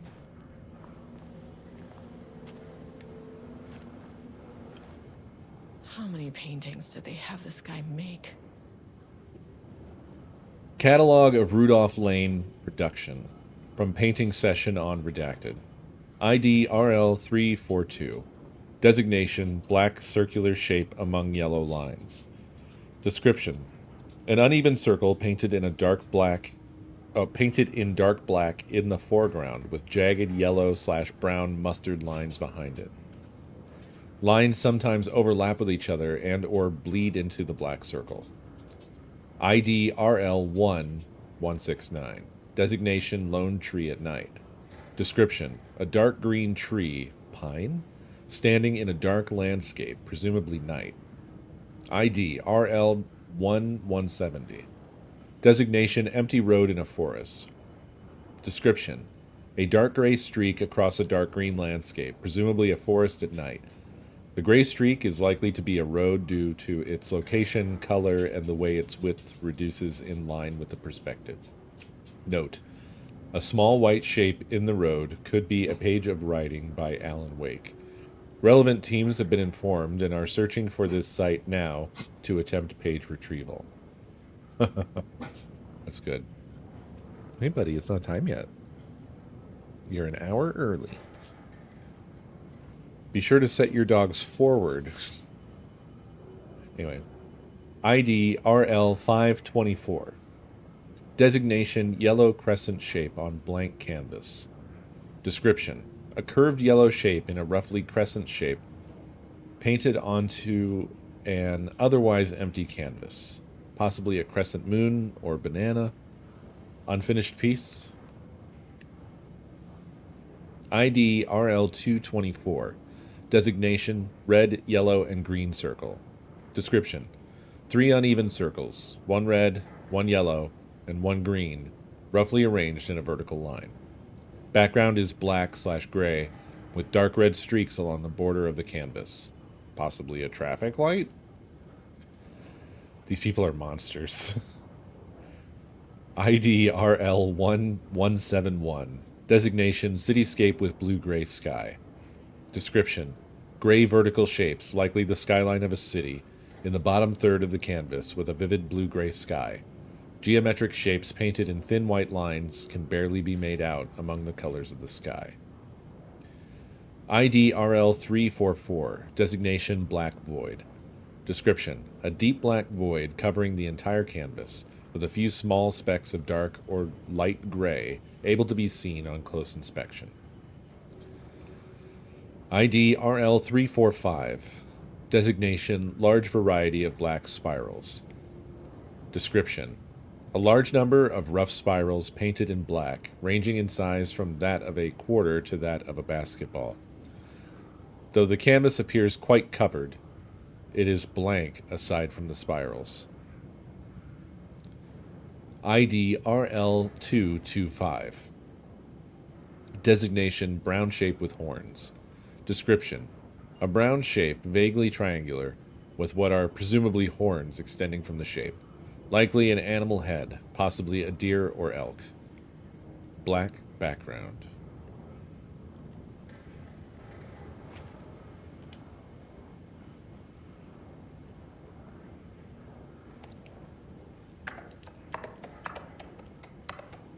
Nope.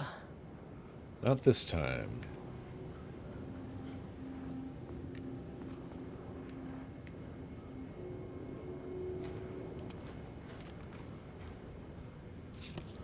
A higher access card. Sorry, but I need this. What the?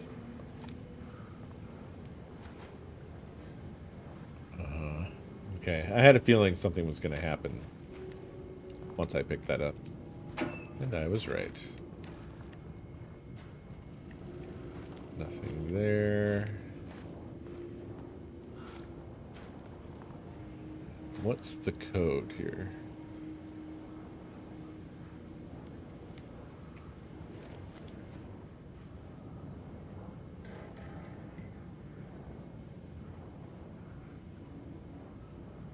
Would it be something from here? There's so many things, though. Wait. Okay. It's gonna be...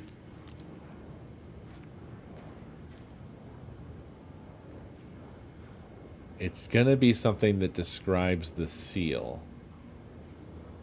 Here. I think. It's on a blue-gray background. Is that a black circle? Overlaid on a yellow circle? Hard to say. Let's see if there's something that matches. Dark black. Jagged lines sometimes overlap with each other or bleed into the black circle. So that one's a possibility. Nothing about a tree. T road.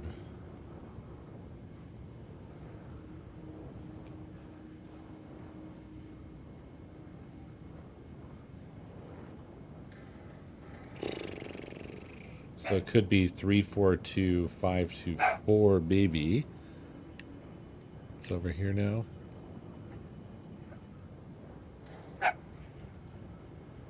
Not that.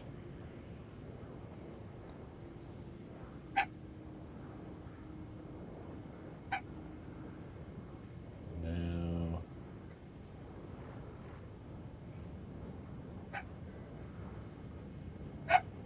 No. No.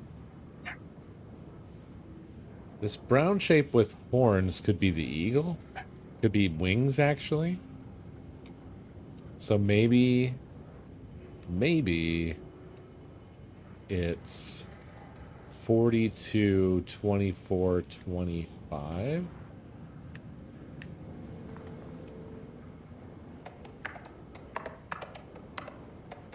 That's not right. Damn.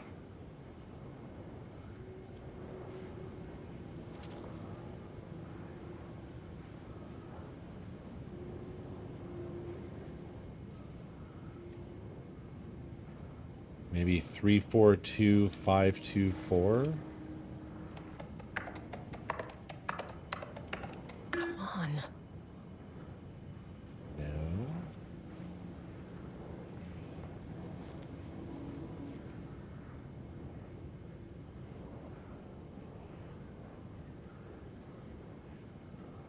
It's something here. It's something with this.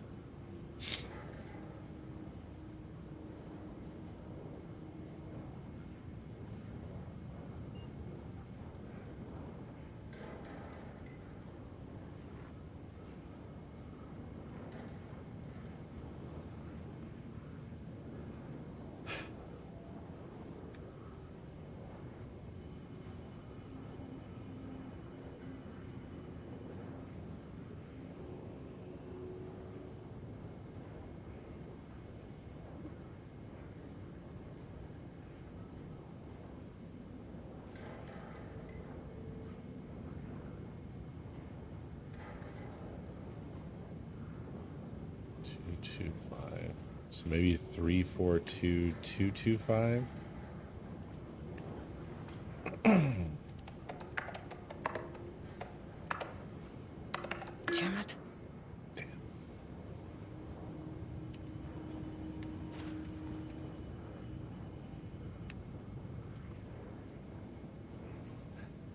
Well, shit.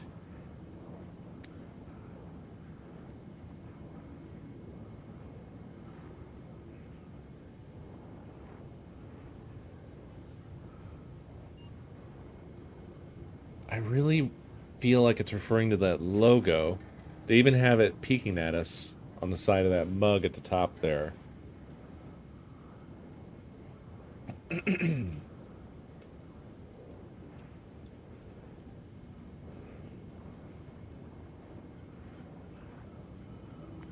There could be other paper around, yeah. Maybe I'm over-focusing on that. I mean, honestly, there's lots of paper around. But usually they don't put the solution too far from where it's needed.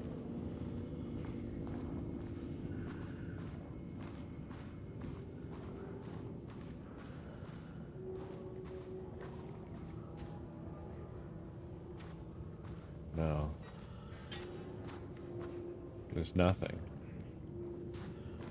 Also, I wonder if I should go investigate the spooky ghost before, you know, I don't know that I want to bring down this lockdown at all. Seems like just a bad move.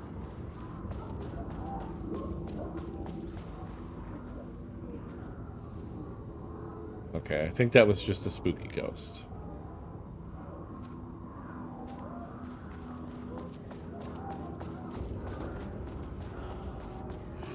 God, God, there's so many.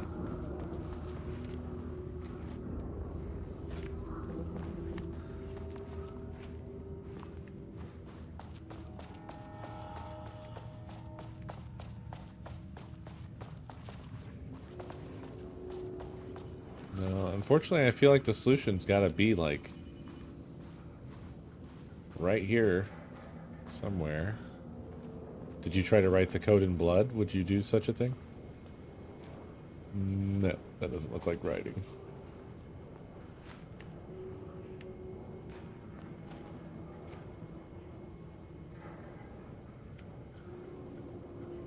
The footsteps do lead to this computer, though. So...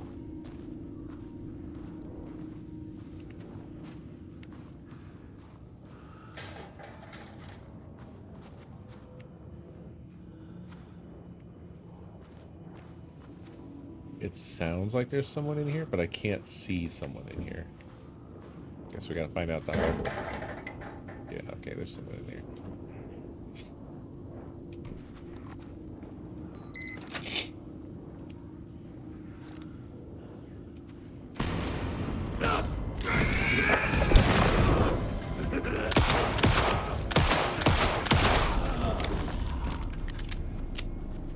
That didn't open up the others. I still see a red light there.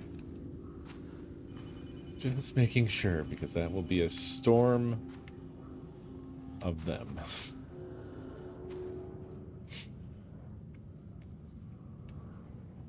Self-defense courses. Pow. From Security and Technical Support Division. All departments. Update to computer password reset policy.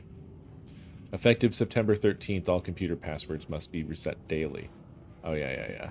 This is just the same stuff we already saw. 2023, September.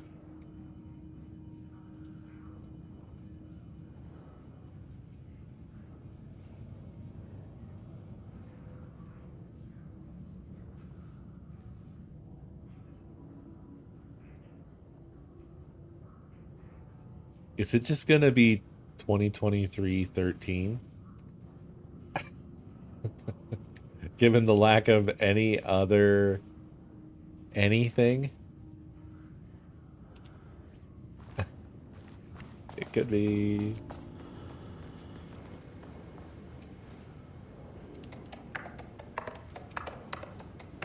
Come on.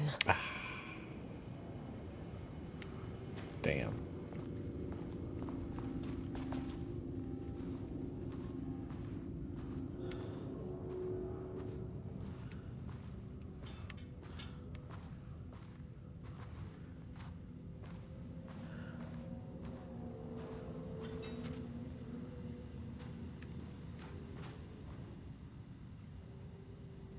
September 14th, 2023. I made that reservation for our anniversary, which I certainly never forgot was a week from this Friday. Let's take separate cars from the office. Can't have the bosses see us leaving together now that those hypocrites have banned inter-office relationships. Have a good day. A week from this Friday. So, the 23rd. 2023-23.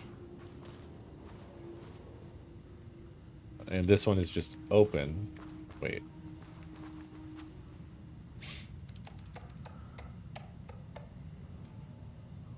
Trisha update. From P. Greenberg to J. Watterson. I just found out what happened to Trisha. Jules fucking fired her. From J. Watterson to P. Greenberg. I knew it. She was way too vocal in last week's all-hands meeting. From P. Greenberg to J. Watterson. She had valid concerns. That man is a tyrant. Speaking up about safety is no reason to fire someone. Wait, people were sending emails yesterday and today? Password policy. J. Watterson to P. Greenberg.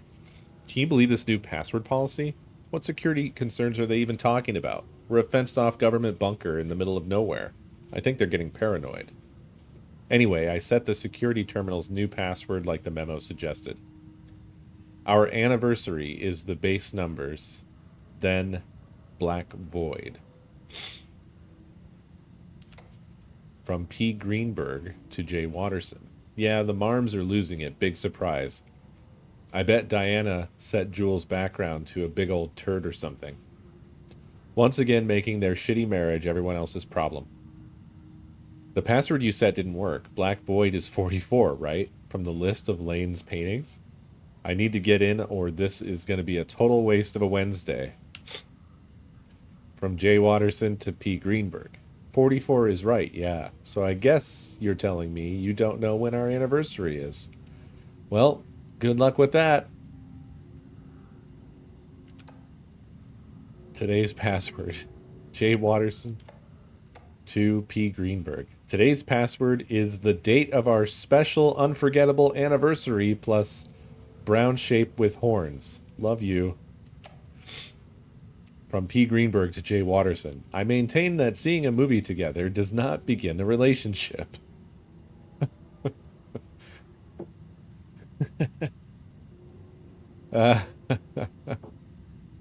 Okay. So, brown shape with horns plus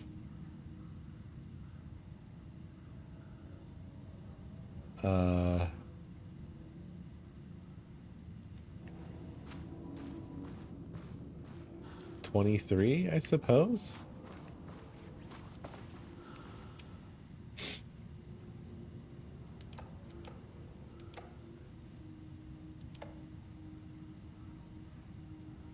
Our anniversary is the base numbers.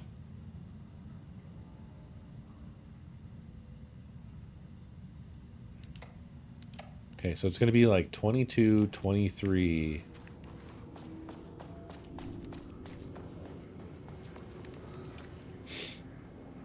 $25.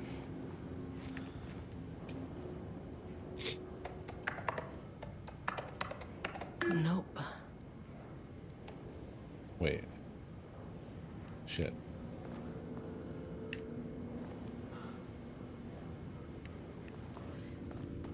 I assumed a 1-year anniversary. Let's just do this again here. So it's definitely, it ends in 25.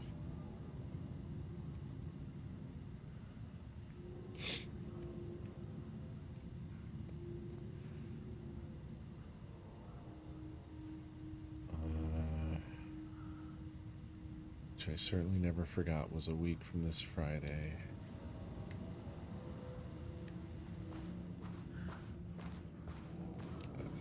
That would be the 23rd. Nope, it sure wouldn't. Because this is a calendar that starts on Monday. So it's 22.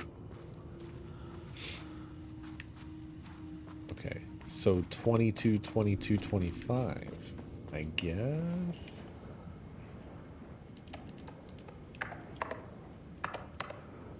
That's not right.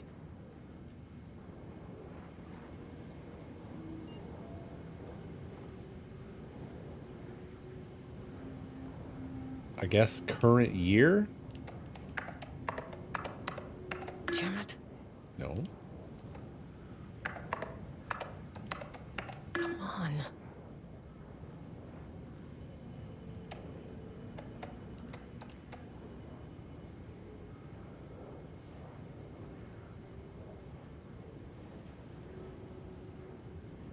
Oh, I don't know why. I'm doing the year and the day.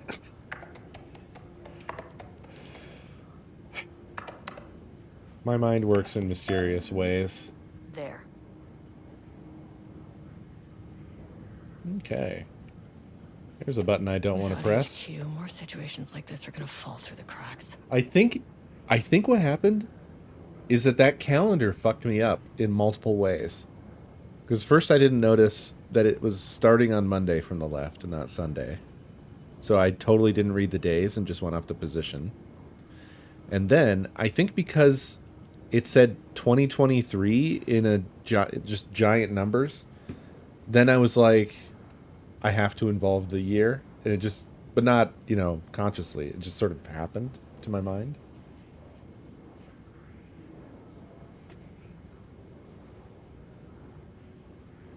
We've read that. We've read that. I'm glad someone here stood up to him. I mean, we've already read this 3 times now. Right, from H. Kingston to T. Howard. Hello, Ms. Howard. Thank you for sharing your opinion. All facility operations and safety measures are under... Wait. No, never mind. I haven't read this before. Hello, Mr. Kingston. I am writing because I have serious concerns about safety protocols being disregarded across the facility. I've collected a list of violations that I've personally observed. I can send this to you. My opinion on the matter is that both Dr. and Dr. Marmont are driving this facility's staff into progressively more reckless behavior. Good day. Tricia Howard, Senior Researcher. Hello, Ms. Howard. Thank you for sharing your opinion. All facility operations and safety measures are under the purview of the heads of research. Gasp. Cat C14, thank you for 13 months. Very much appreciated.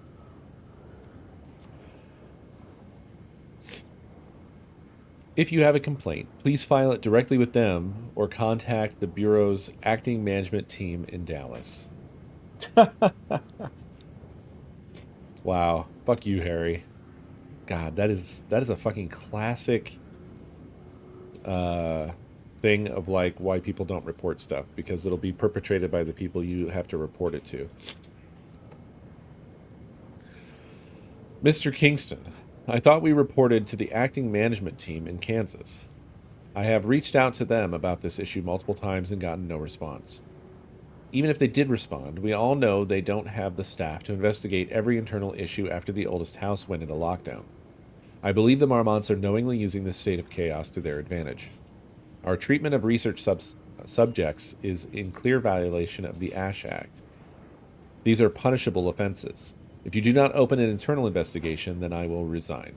Tricia Howard, Senior Researcher. I don't want to press this button. I'm going to go save before I press that button. I don't know if they're all just going to come marching toward me or whatever, so in case I can't get back to the save room, I'm going to save first.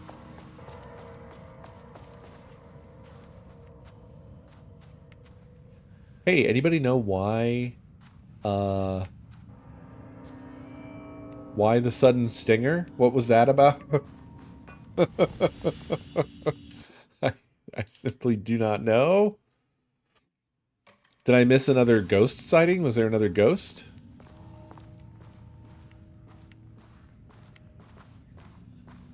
Maybe there was another ghost and I missed it.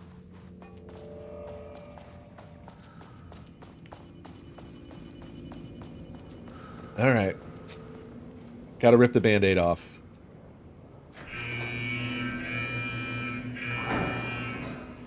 Lockdown lifted. You are now safe to resume working. Escobar, come in. Facility. Sub-level 1. You copy? No, turn back. Area is extremely hostile. Yeah. Fucking radios. They're on floor 1. I'll need help. We're about to meet the painting boys. And I need to get back to level 1, and I have to fight my way out of here.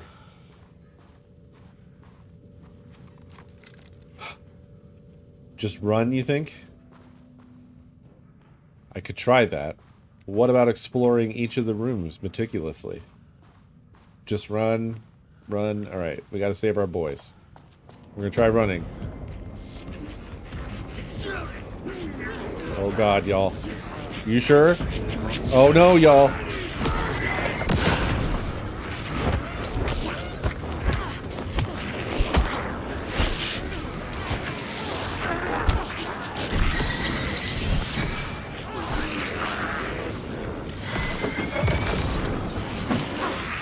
Oh god.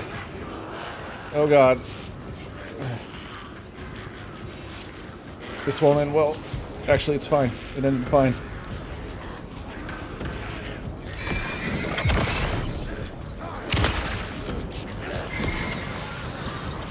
What the fuck? I was pointed right at him. What happened? Oh god. Hello?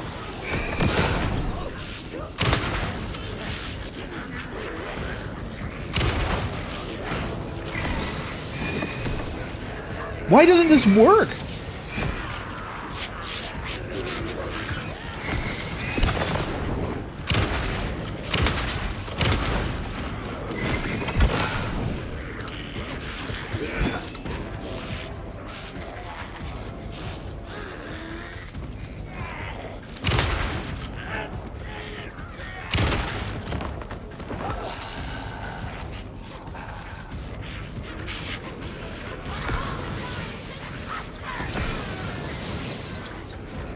I don't... What in the fuck?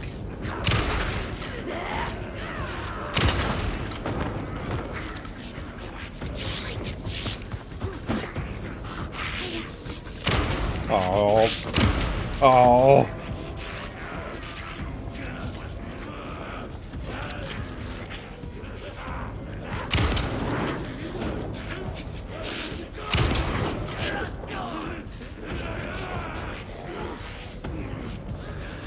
Oh, this isn't great, I will say. Oh, wait.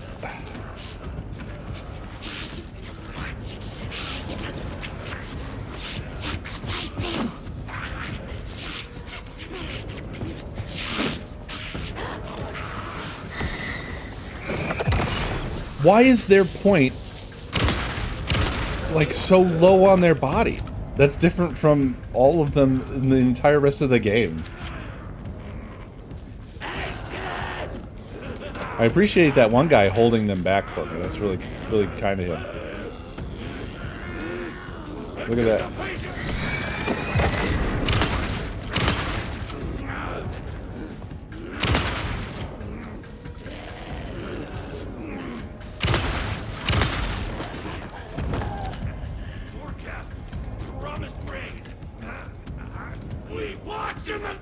Yeah, I am here. Did you finally notice?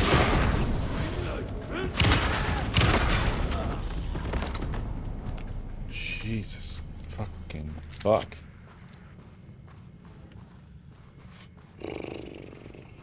Okay. I don't think we're running out, y'all. They specifically trapped us in here, so... I think they want to make us fight each group probably on our way out. Had a thought today. A possible avenue for further research. When we think of art successfully affecting reality, we always think of Alan Wake and his writing. This could be due to recency bias or simply the amount of recorded evidence skewing our opinion. But also, I wonder if... I feel like something's wrong with my right ear. Nature is an advantage. Text can describe events in such explicit detail. If the story gives the shadow a, how you say, a blueprint, a map of what to make real. But not all art is like this. Music, sculpture, dance, cuisine. In our case, a painting. When the source material is open to interpretation, how will the shadow choose to interpret it? I think Diana will find the question very interesting. Most likely, she already has an answer. That's why I love her. Oof. I can't imagine that the game would just soft lock you if you didn't have batteries for the flashlight anymore, considering you're forced to use it for combat as well. It must do something to let you get through, right? Anybody who's played this, who knows? I'll test it right now.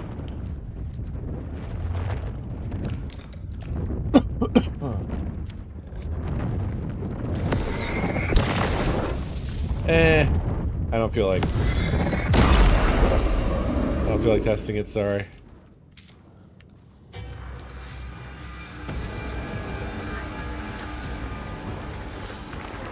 Huh.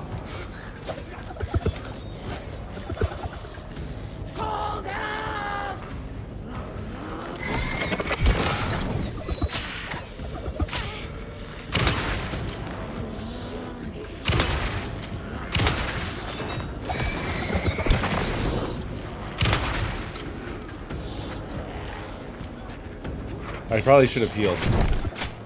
Especially now.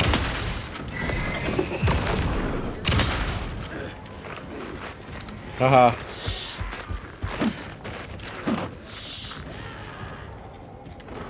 I'm reloading. One moment.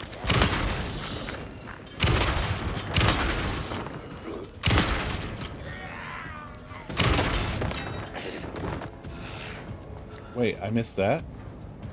I don't have anything to heal with. Now I do. What an amazing thing to find at this moment just now.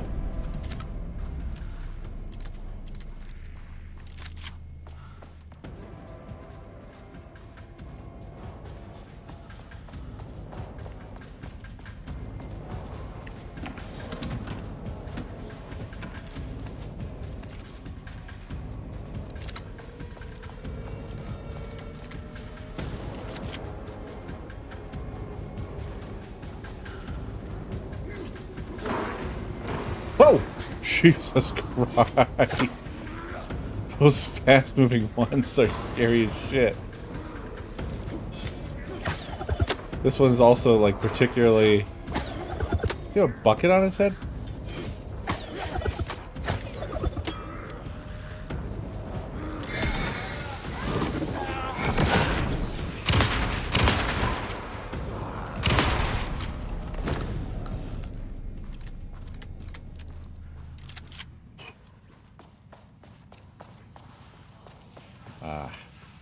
Level 3. Okay, we know where that is, thanks to the map.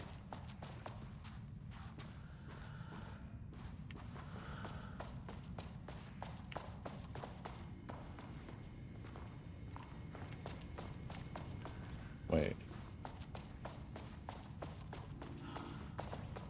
Okay.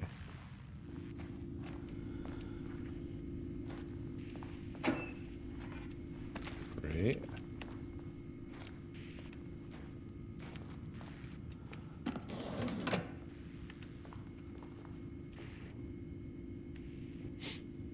September 5th, 2023. Readings report. Threshold activity. Readings collected over the last 48 hours show a rising increase in activity stemming from the Cauldron Lake threshold, likely indicating an imminent AWE scenario. The highest recorded reading exceeded the safety limit, necessitating a general alert and requesting assistance from the assigned AWE response team. That's me. However, no alert or contact with external teams has been made per the recent amends to this procedure. As specified, the monitoring team will take no action until sign-off from either Dr. Marmot or Dr. Marmot has been received. Considering the rate of escalation that recent data indicates, the monitoring team strongly recommends that the AWE response team be contacted immediately. Signed, Harris Cruz, Lead Threshold Analyst.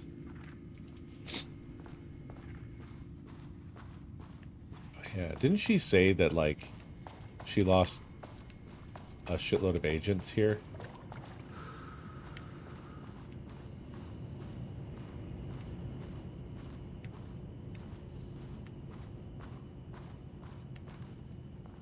Alright, well, thankfully, I think we've actually cleared them all out.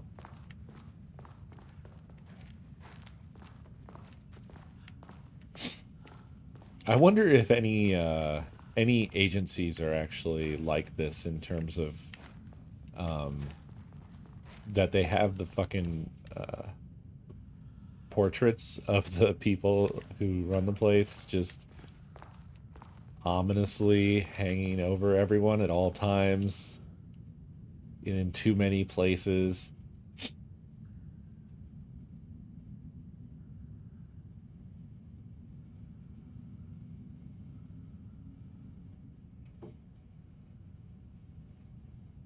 That's an interesting thought, Ends. August 7th, 2023. Team notice.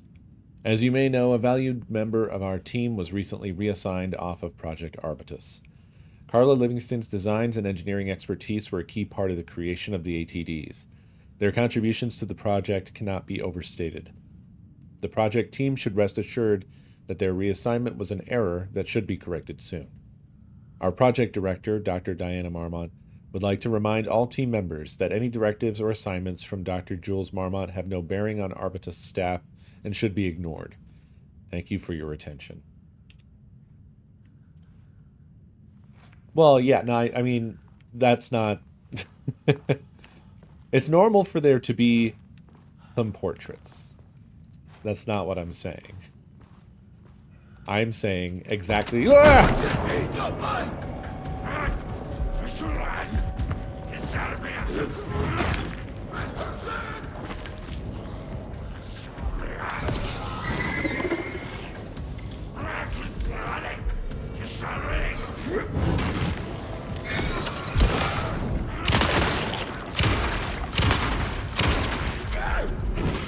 You know what?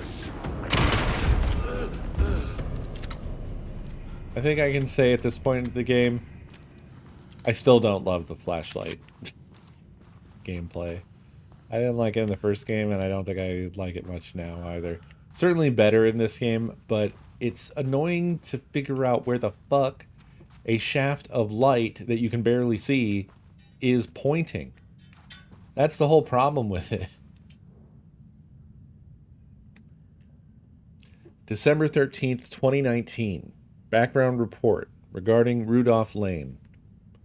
In 2010, Lane was inadvertently involved in AWE 35 while residing at the Cauldron Lake Lodge, where he lived under the care of Dr. Emil Hartman. See case number 74WA004 for information regarding his crimes and arrest. Lane was seriously injured during the AWE.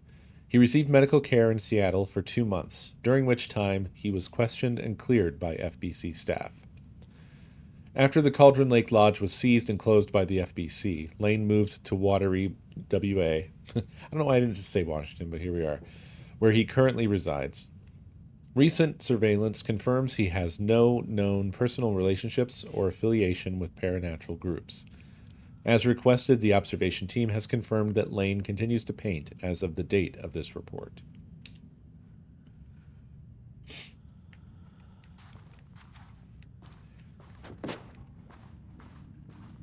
Don't touch.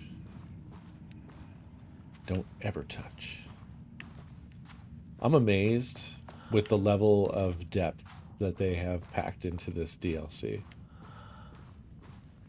Like, this is a chonker. My team was on sublevel 1. I knew they were in danger. It's not, like, super huge or anything, but I like that it's, like, layered. Like, you have to visit the different floors a few times to get around and see everything and get everything.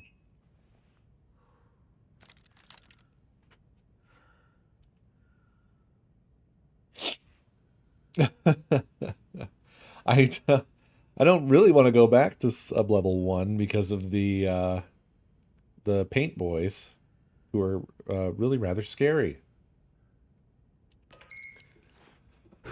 But I need to go here to get tools using the FBC's authority. keycard 3 and that gun. They thought they were untouchable out here, hidden away in the woods. No. Actions have consequences. And I'm the consequences.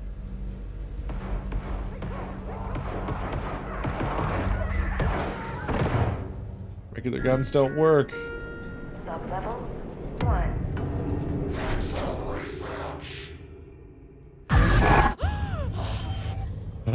You fucking bastard! Jules Marmont killed my team. He was taken by the shadow. I'm sorry. Oh, wow. I should get that gun while I'm up here. That was crazy.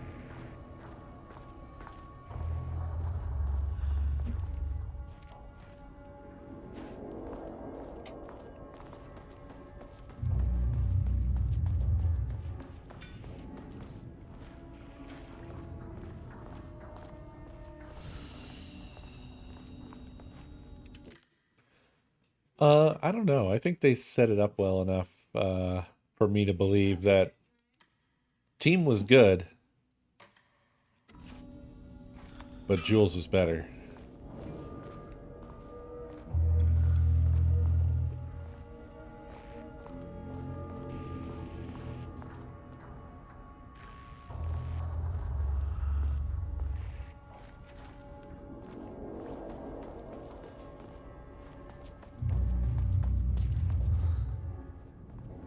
Okay, that door is blocked.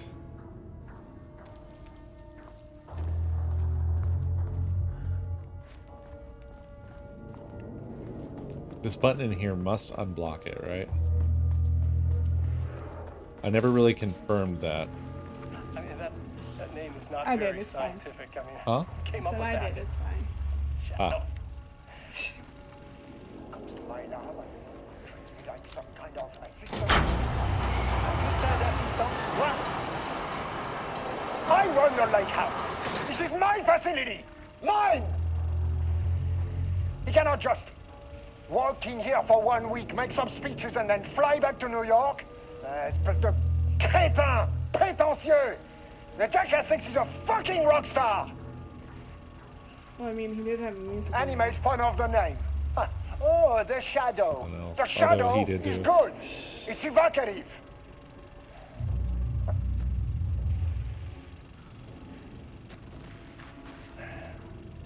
He is just a jealous, spoiled little child.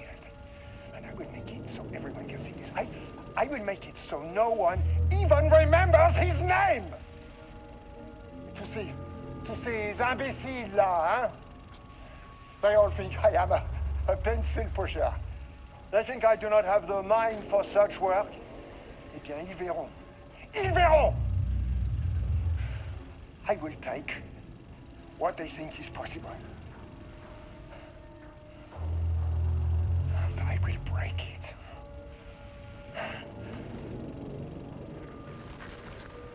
Damn. Damn.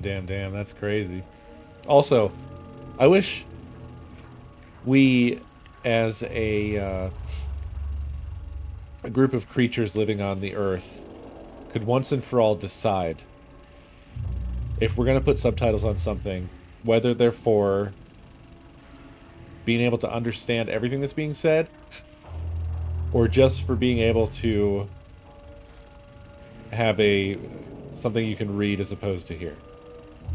I don't know, it drives me crazy when there's someone speaking 2 languages in subtitles and the subtitles just give you both of the languages and they don't translate the other language.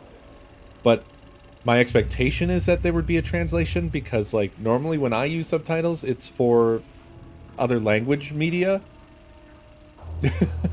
I don't know what he said in French. I know what the letters were that were involved. Just learn French, yeah.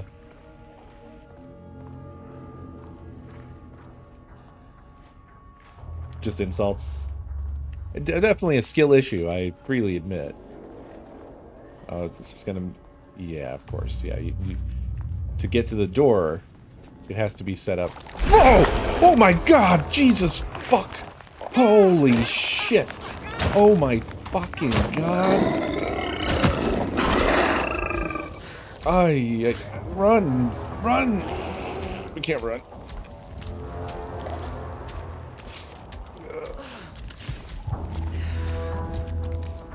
Oh. Holy shit. Fucking hell. Hurry up and scan this shit.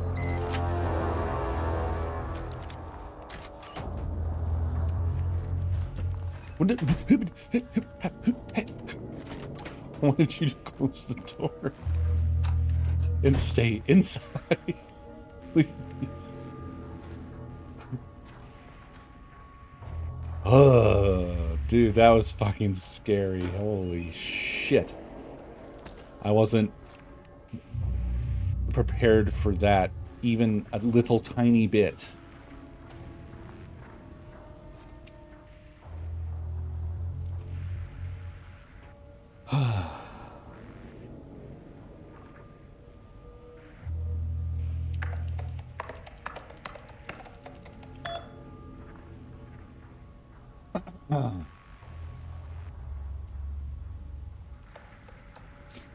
SCREAMADAY. Sensitivity reminder. Yeah, okay, none of those are new. Reassignment. J. Marmont. K. Livingston. Hello, Carla. I have decided to reassign you from Project Romnus to Inventory Management. Your title will be changed from Senior Researcher to Acting Inventory Supervisor, effective immediately. You may find this change sudden, but I have no doubt someone with a nut allergy like yourself will prefer to work alone in the inventory booth than out in the open where any dangerous pies may be waiting to hurt you. Perhaps some hard work will keep you from making any more unfounded HR complaints. Regards, Dr. Jules Marmont, co-head of research. I think I'm ready to kill this guy. How about y'all?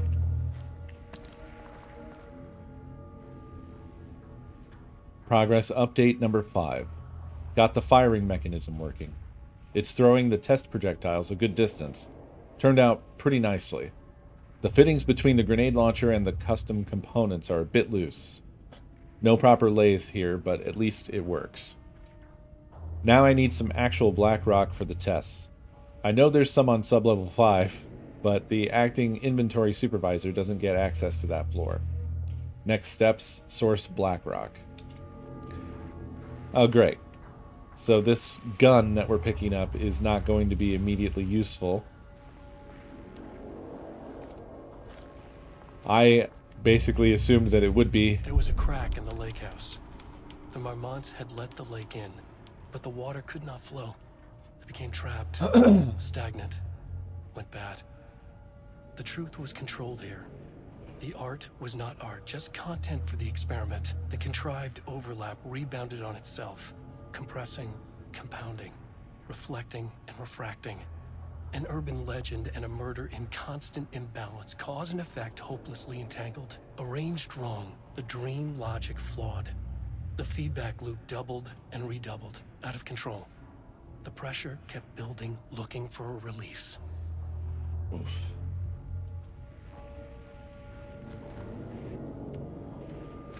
There's keycard 3 as well. Okay, this should get me down to sublevel 5. And this should get me past any other problem. Oh, it does come with ammo. Charge the black rock launcher by holding down right trigger. Charge shots go farther and deal more damage on impact. I am noticing I have only 6 shots. Maybe I don't want to waste them here.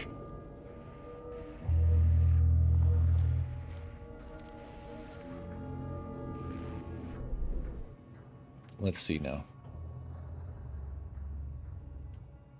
Oh. Has the elevator moved again, I wonder? I don't know. Guess I'm gonna find out.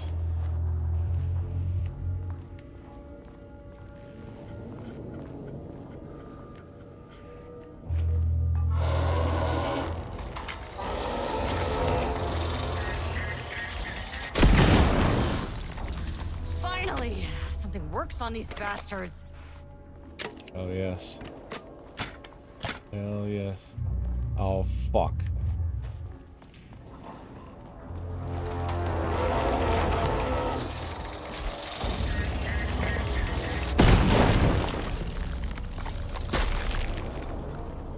Amazing.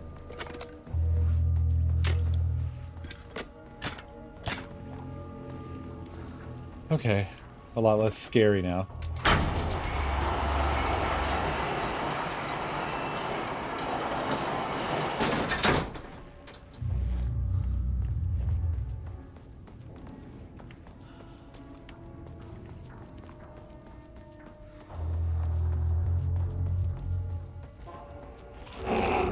Nope. Eat my ass.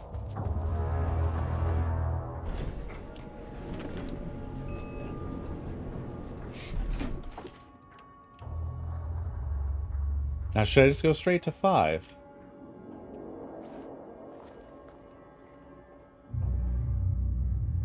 Five is not even here. There is 4. And objectives-wise, they want me to just go to 5. So I guess I'll follow...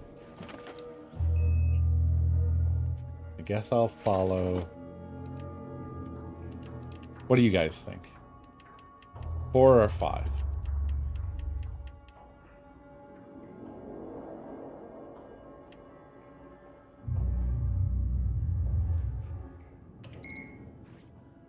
The Shadow had changed Jules Marmont into a hostile, paranatural entity.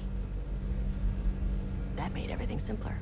No arrest, no paperwork. I could put him down like the monster he was. Oh, I guess that's what we're doing. Sir, please hold. This is not level 4. Please hold.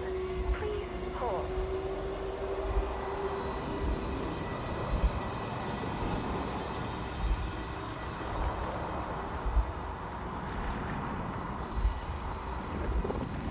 The Marmonts were holding a painter here.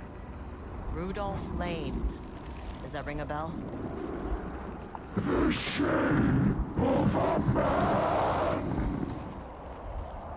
I think you are, or were, Rudolph Lane. Himself, a self-portrait. Make them see. Look, I might be able to help you. But I need information, cooperation. No brush, just himself.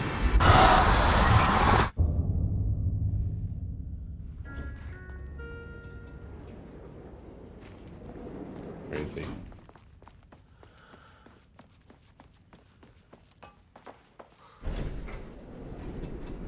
Well, we're not on any floor right now. See? It took us to nowhere. Paper?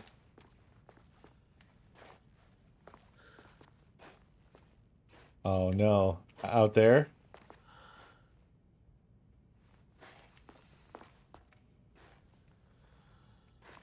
I think it's gone.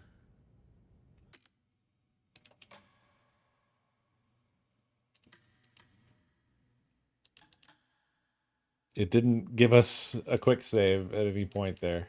And I didn't save on my way out of... Yeah, I missed it and I can't get it now.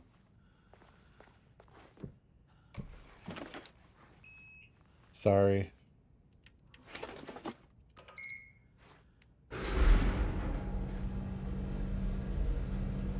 It won't be because that was a special hallway. Sublevel 4. I don't know how I didn't see it. I feel bad now. Really bad. Shelter area this way. Sublevel 4, research archives. Did it have an indicator on it? Could it have just been crap? Feel free to lie to me.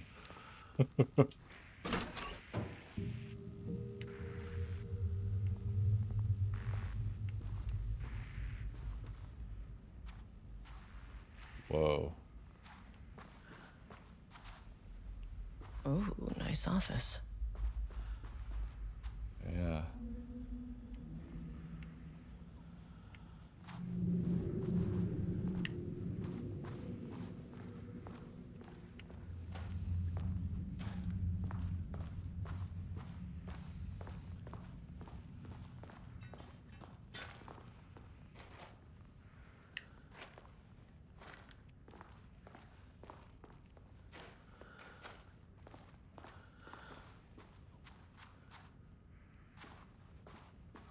Please wait here.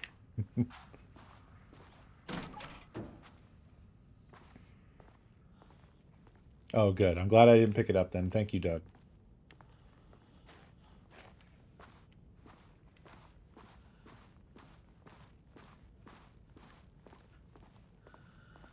Thank you, Beer.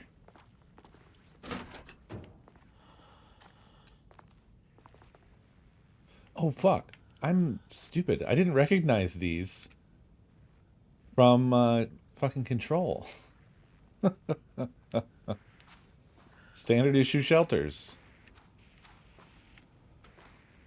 I totally forgot about them until this moment. Something about encountering it in this way, in this lighting, I guess, just made me suddenly recognize it.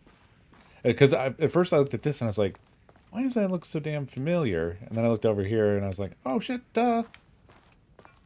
I know these rooms.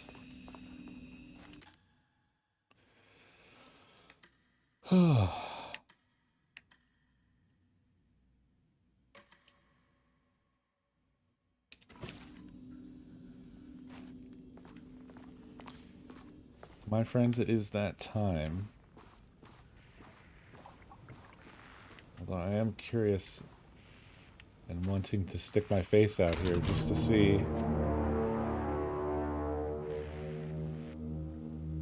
Uh-huh. Noted. Come on.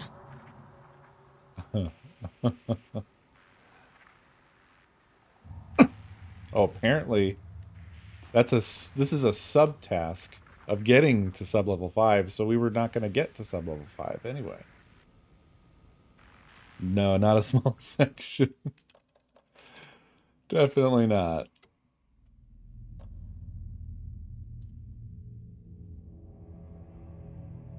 Oh, what an amazing game.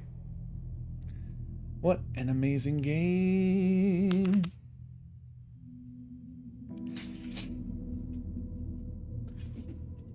Oh, that's gonna do it for tonight, though.